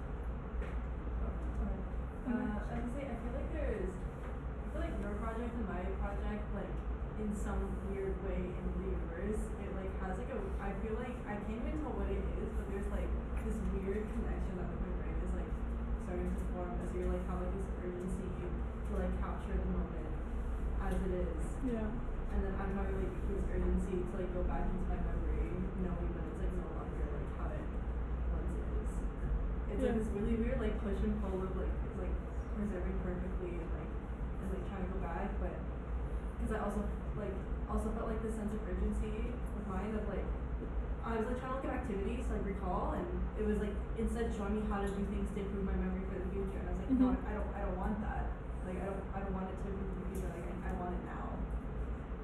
Yeah, I get that. With all of this, again, I start with this innate yearning, and then I try to preserve the lectures, and I'm always met with these like absurd limitations. I mean, you guys are looking at it right now. It's so not like perfect as well. And I guess that sort of corresponds to the bias you have in your memory. I get it. I just feel like this is like genuinely a very evocative piece. I remember the first few notes set up, I was like, oh, this is like really funny, it's really funny to do. But it ended up being like something a lot more like deeper and like, more meaningful than that. And I was actually wondering how to like analyze everything as well, because like I think the essence of bootlegging actually and like why bootlegging feels kind of tender is because it is kind of just like grasping onto like elements of like Yeah. Yeah. But like memory is like a conscious experience of like recreated like what's happening in real time. And I think even the fact that like you chose to use like not your own voice as like a dialogue as like a sense of like almost like alienated from present moment in your memory to like preserve it. Yeah. Inspired. My place in this got really blurry again with the aspect you pointed out. But then again, in many ways, I'm like visually present in a lot of these as well. And the things I also do for other people as well. Like Noah Yearn, there are a lot of people who cannot access this as we speak, where I'm always in the room anyways. So yeah, I'm also in a very awkward spot in all of this. Yeah, go ahead. I love that it becomes a performance, because now, like, when you first showed this project to me, I was like, oh, this could be cool as an exhibition. Because if you're just speaking over it, then it just becomes you explaining something to us. But then now that I'm watching it, it feels so like Rebecca said, like bootlegging as something tender. And I love that, and I think like there's so much like yearning and humanity in it, even though it's an AI voice. Like your sadness comes through, and it just goes to show how we choose to hear certain things in a certain way when they're said in certain ways. Like, if you know what I mean. Yeah. When I was in grad school, I remember looking at this thesis book of this one person, this one designer who had graduated a couple years before I got there. Her name was Megan Feehan. And she had this, I was like obsessed with her thesis book. I'd go to the library and I'd take it out, or I'd like look at it in the reference library all the time. Because she had this like uncanny ability, like she had this like dissatisfaction with completing a project. She she'd like make a little typeface that had this like dimensionality, and then she would like weld it out of metal, and then she would photograph it against the sky, and then she would do that. Like she just like kept on like tumbling like one project into the next, and that it rarely. They never had clean endings. They kind of just like went until finally like some teacher was like, okay, you have to start from the beginning again, and then she would just do that again. And I think that's like a little bit that happened with this project in a lot of ways, and I think you found a way to sort of like summarize it in a really nice way. But that might be something to like hold on to in your process, is like allowing yourself to fall through these sort of filtration rabbit holes. Like this might be something to really consider as you go into like as you're working on your own work, as you're working in GD3 or next year, is that it feels like these things you like kind of like start with a thing, and then you find a way to like you kind of keep recasting it in different sort of through different aspects. That I think that might be something to like continue to explore, and not necessarily exploring it like film is like video is great, but exploring how that like what does that process look like in like book production? What does that process look like in illustration or whatever other format that you want? Like it's really, you can repeat that. Yeah. We're definitely not going to get to everyone today. I just realized. All right. But it's just just point of order. That's all. Okay. Can I just make the last comment? Sure. So there's this book that I'm reading and I've been recommended called The Simple Concept of Photography. And basically, like, the conclusion-ish of that book is like that photography and like all of these visual mediums are inherently political and therefore public. And I see that through your work, and I see that through Alex's work. And I think that that's like this whole like assignment even, like when it comes into that photographical lens, it becomes so public and it becomes so political, and the fact that everything is live and it's public and it's on YouTube and it's like political, because you are like clearly saying that like not everyone has access to these lectures and this and that, and it's like straight up. I really appreciate it.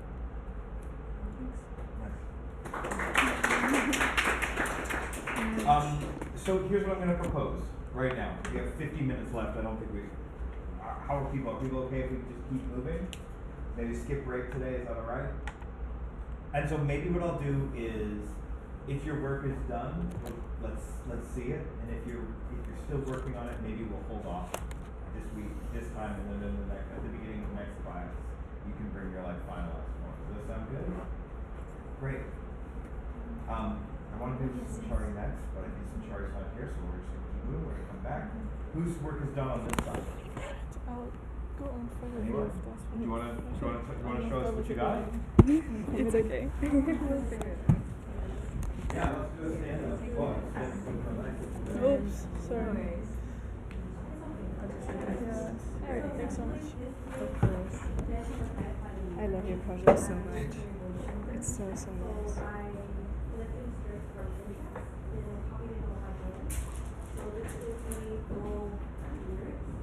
There's some type nuances here.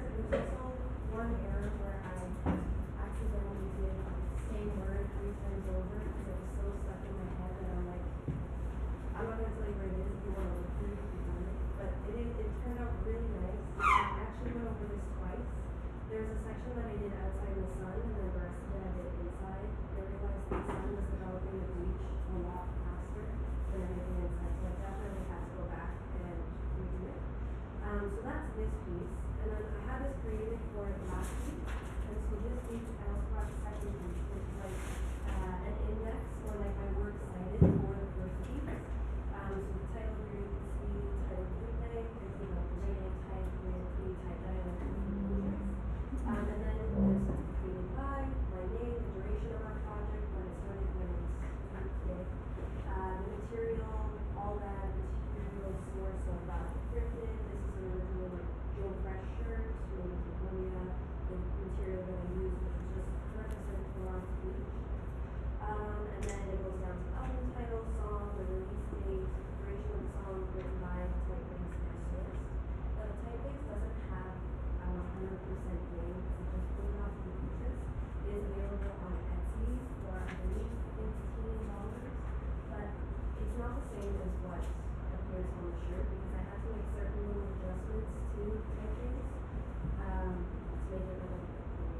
So just so people are aware, Jill found an image of an alphabet and drew it, just like for mine, just like redrew it on this, like just by hand. Because I really enjoy drawing anyway, so I've always wanted to explore something like this and putting text on shirts or putting one of my drawings on shirts.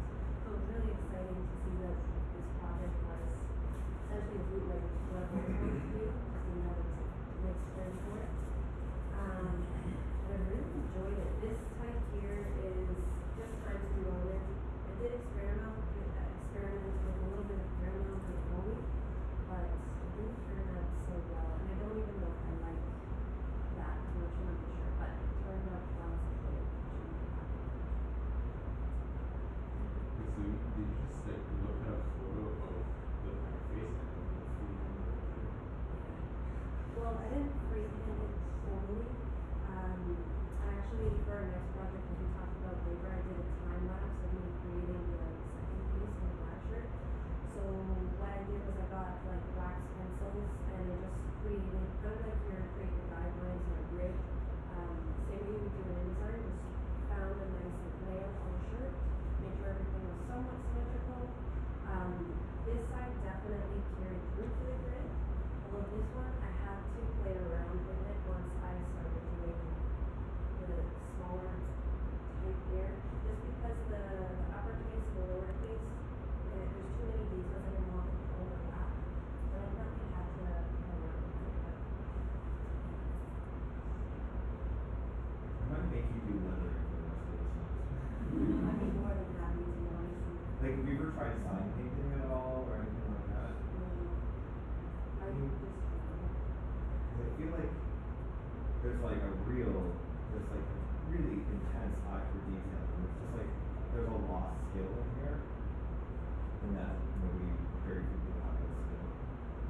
But I kind of want you to like try old school sign painting and try pinstriping or something. You know, like it's really something else to see like that level of craft kind of like emerge out. It would be cool to take this like a step further, because I think there could be a lot of other indexes for other people's favorite things too. So it would be interesting to have like there's a wider selection of open sets, and even still like this as well. Recreating more of those. It's my first time doing something like this. I'm glad it turned out good.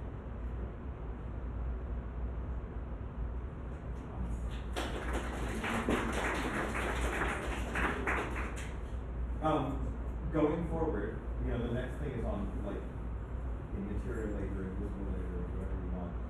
There is, then you've already sort of pinpointed it, but there is like typography that we talked about is a kind of automation of hand labor, like the act of writing. And so I feel like you could just take this project and you could just explore other media, other ways of like constructing type by hand, but like kind of like extending out that labor, like just kind of like making a long cut to that labor shortcut. And it's just like a new opportunity. So if it is something you're interested in, there's like a ton of opportunity. It's funny you say that because I'm looking back at the time lapse, and that was my main focus was all how I can, making grid and one of each letter. So I was thinking about focusing on the hand and all of the utility techniques and somehow create a graphic around it. What is the text of these? So these are the lyrics to Into Regret. It's on the drawing and the album by the Weeknd. You guys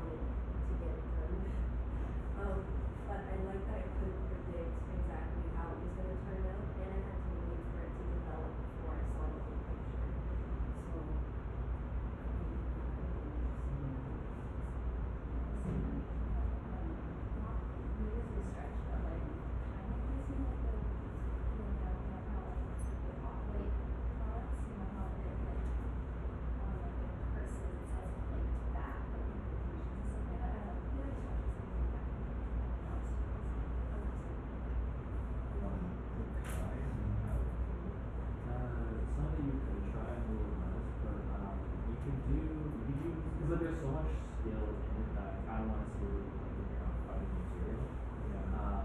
If you were to use like a paint marker or something like that, some sort of like material like that, and you drew directly on transparency, you could shoot a screen from that, and then just so the screen will open and you'd still be able to use your hands and not have to worry about the computer or anything. So it's still one-to-one and you can see what it looks like before it goes on.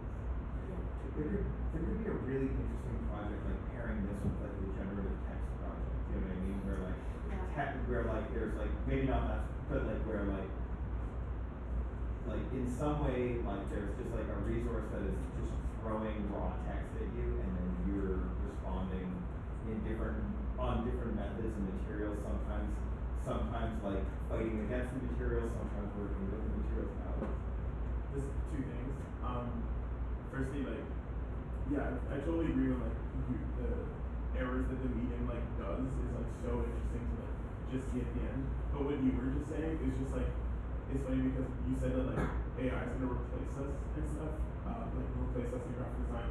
But like if you get like generated text and then you kind of become the tool of the AI, and that's like really. You already are. Yeah. I mean, ultimately, everything's getting fed into the machine and gets bad. Yeah. A shittier version of the thing. But there's another story I might go off on. But no, it's a good point. Yeah. But yeah, so just in tandem with the question I asked earlier, I think it would be really interesting because I know the next project is about exposing labor. So I was just imagining that shirt specifically, and instead of the ragged being that, it was like kind of like this, where you like credited everything that went into the process, but it would start with the fabric and the manufacturer, and then where it was made, probably in China, like the factory that it was made in, the logistic company who like ships it, and then like all of that, and then just that would be like the labor that went into that shirt. You would just be wearing the place. Oh, that's interesting. Like, I'm trying to source out the details to put on in this version. There's a lot more that I could have done, like record label, there's a couple more like production names, source, all that. So it could like become something a lot more than what it is. For the sake of time, it's not these details, but I was struggling a little bit because I had this whole page typed down of everything I could put on a shirt, and then I came down to it like, yeah, to organize myself. That would be interesting.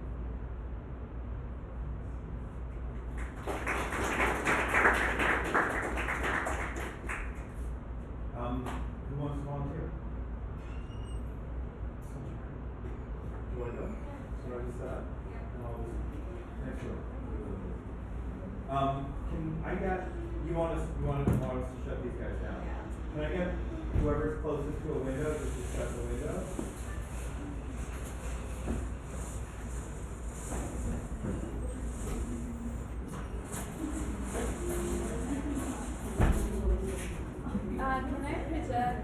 Can I connect your laptop, Ali? Say it again? Can I connect this? Or should I bring mine? Sorry about that. No, it's fine. Yeah. It's so fun.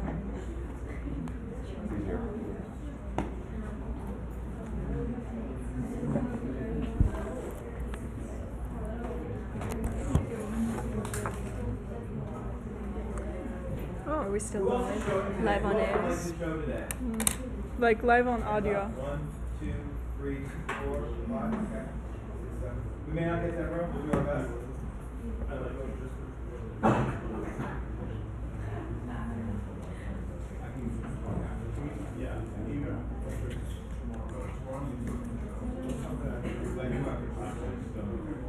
Gotta get this one on live. Caught in 4K. I'm saving this one. I saved yours too. Oh my god, amazing.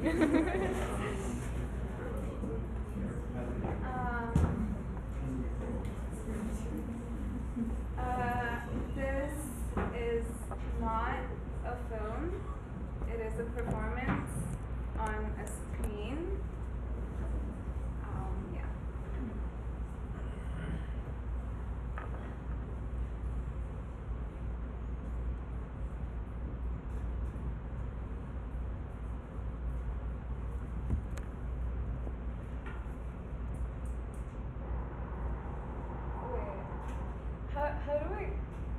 audio thing. Sorry.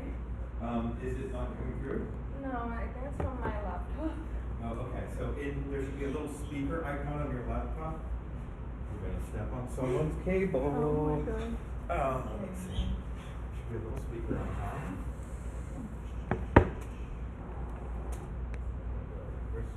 Where's this mouse? Seems to be stuck.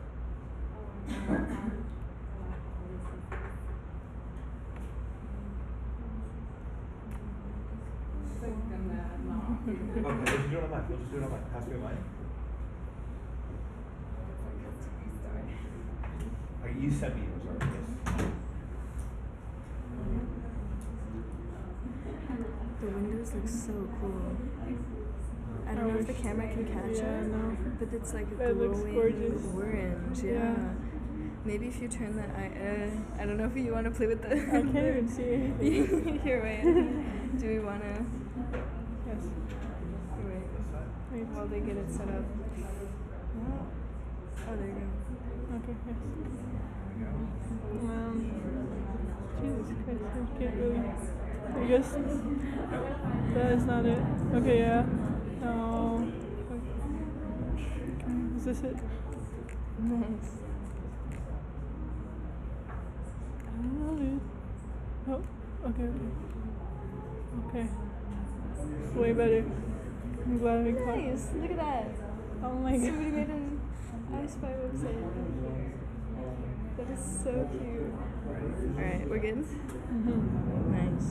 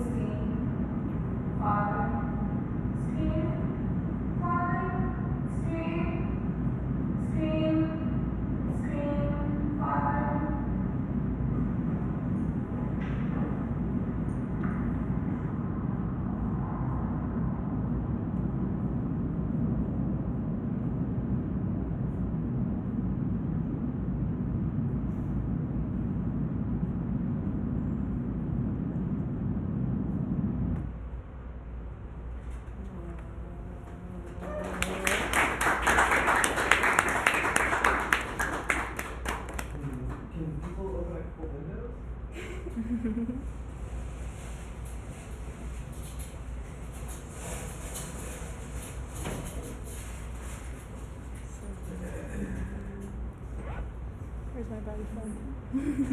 So ironic. What's up? Wow. Should I say stuff? Any questions? Maybe let's just let people respond. What do people think? What do people? It feels so claustrophobic. Like you did such a good. Like it's extremely effective in communicating this thing of like there's this lens, there's light that illuminates what it like this thing that it wants to see, and that's what controls what is visible. Like it's so like I feel like intuitively representing what you were wanting to talk about, like what the essay is about. Like I could feel it, you know, it feels claustrophobic, it feels so like eerie and damning. I feel like I was somewhere else, like for this. Like I just feel like I was just taken somewhere else for like the whole experience. And like it's true, as I was watching it, I didn't realize like how I guess I don't know if immerse is like the right word to say it, but then when you showed that like it was like the circle view of the camera, like looking back, like facing directly like at us, and it's like I had such a such a bodily reaction to it. I don't even know, like it was like almost like horrifying. I was like kind of like I don't know, I just like I had such like an intense like reaction like the moment like the camera got like revealed like back onto like us, like back onto me. And I don't even know what that means, but that's like that was like my experience with it. It was just like I felt like I was sitting somewhere else and coming back to this and I'm like, whoa. Yeah. Yeah. Oh, we have one over here.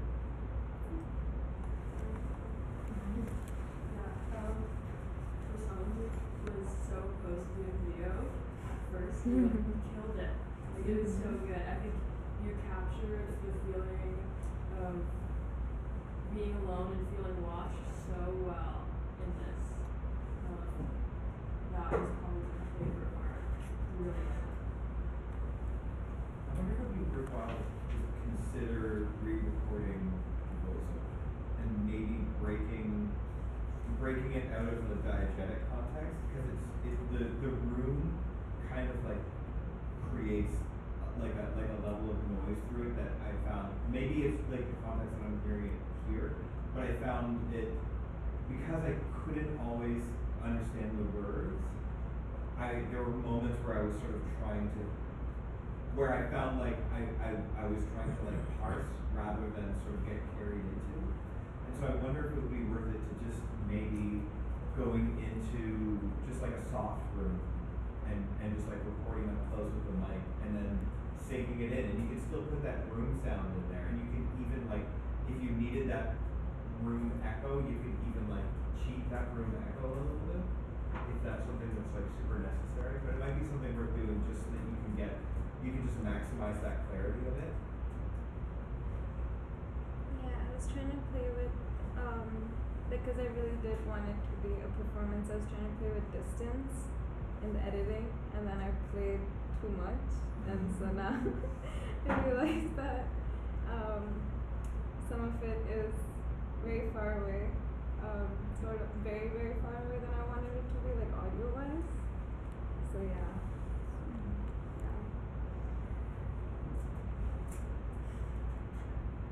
Could you? Like one thing I didn't realize, which was really interesting, was just like when we left optical can have shadow, optical can have shadow, optical can have shadow. Just didn't realize like how much this is narcissistic versus like echo, technologically. But yeah, I really hope you do it because I think there's so much potential for this, and I hope you find the sound engineering as well. Mason. I was just gonna say that I think the framing was really well done because the essay she like talks a lot about like when like just focusing on a specific body part or whatever is like a way of like kind of creating a sense of disembodiment, and you captured that perfectly because I don't think we see the characters like eyes or one of the things like a single time. Like I know it's not common like the persons, but I think that's like it's done. So if you do recreate it.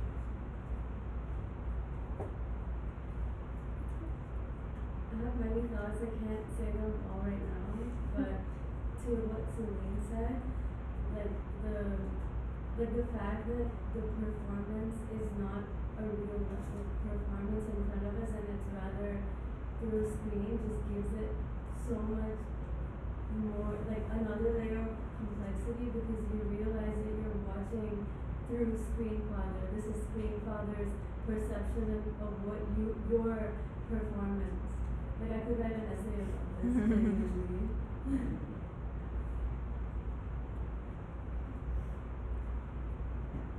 Thank you. Yeah. Thank you for watching.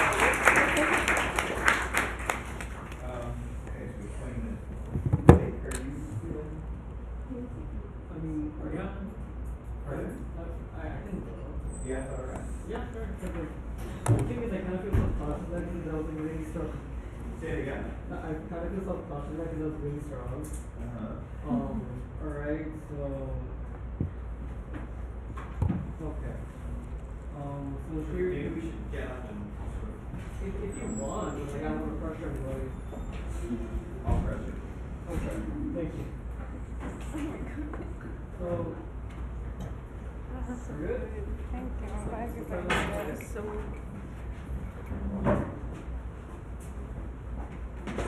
So here is my little cake. Funny enough, I was talking with like one of the Kellys earlier, because like well, like a bunch of us went to like the same packaging as my class, and so we kind of learned about guidelines and stuff there. And Pandora is like, I really hated these guideline websites. They're just like, oh, it's free, but then it's like $20 or something per month, and so I was just like, okay, I'm gonna screenshot it. I guess I have to do it like in its own way, because Kelly said that, so I'm taking that. Thank you. And then here's the other little blind box case, and it's kind of like designed like that. And I mean, like I was hoping people would like touch it, so I was like happy that I saw people doing that. A lot of these are basically about symbols of liberation, and as the title implies, my face is hot. Thank you. I don't. Maybe like I'll keep going once like there's questions because like I'm enjoying right now. Do you want to describe maybe? Sure. Thank you. Okay, so they have different titles because like if you collect blind boxes like me, you kind of probably know because sometimes in the series there'll be like different ideas related to the concept.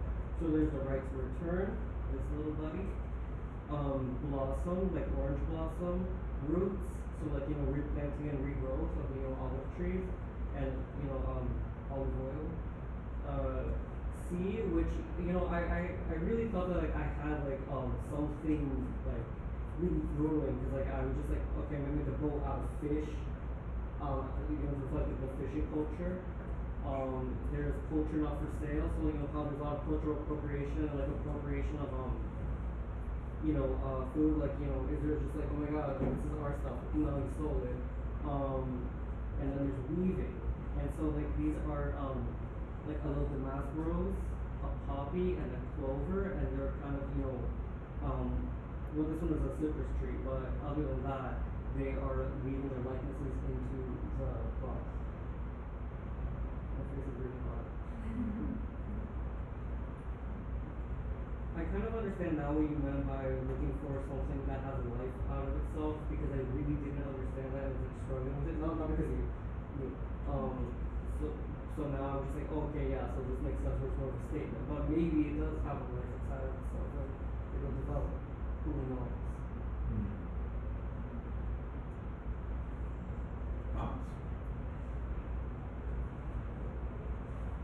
I think that sort of mixture of like a very hand-hewn craft with like the production of like the print production craft aspect. And I kind of like the evolution of this, that each of these are like personified symbol as opposed to like like an image. An image from the thing versus a symbol of the thing is they're very different.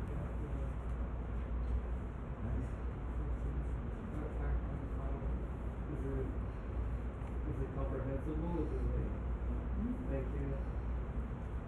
I wonder, so you have this like crisscross pattern, is that meant to be the like, Yeah, it was sort of, like, the layers were weird, so it didn't show up like with the little like knots in between. But I did have like a net sort of with like it baked weird as you can see, but it was a fishing net, so these are fish. Might be worth it to like scan a copy for that. So. I should.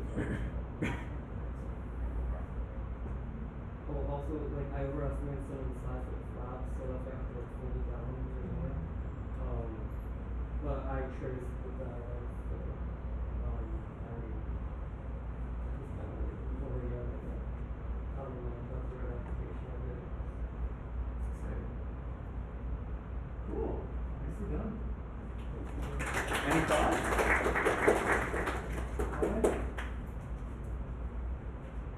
Just please say something.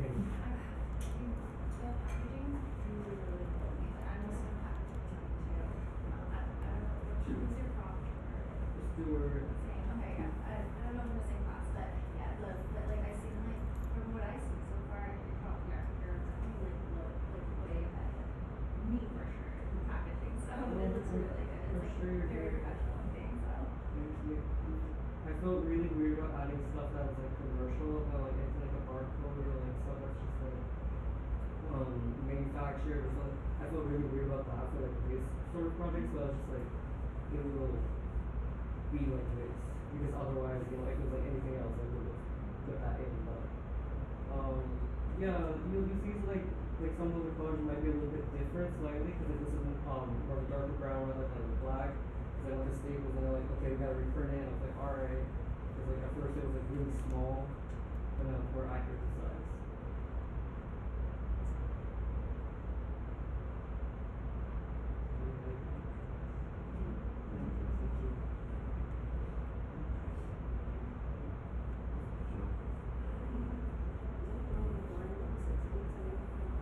Okay, so you know like Sunny Angel, you know like Tokidoki and all that? Okay. Okay. Maybe. Oh, okay, so I have an idea based on how you present it, and it's very well done. Thank you. Packaging too. I feel like you can even have fun if you wanted to put more labels in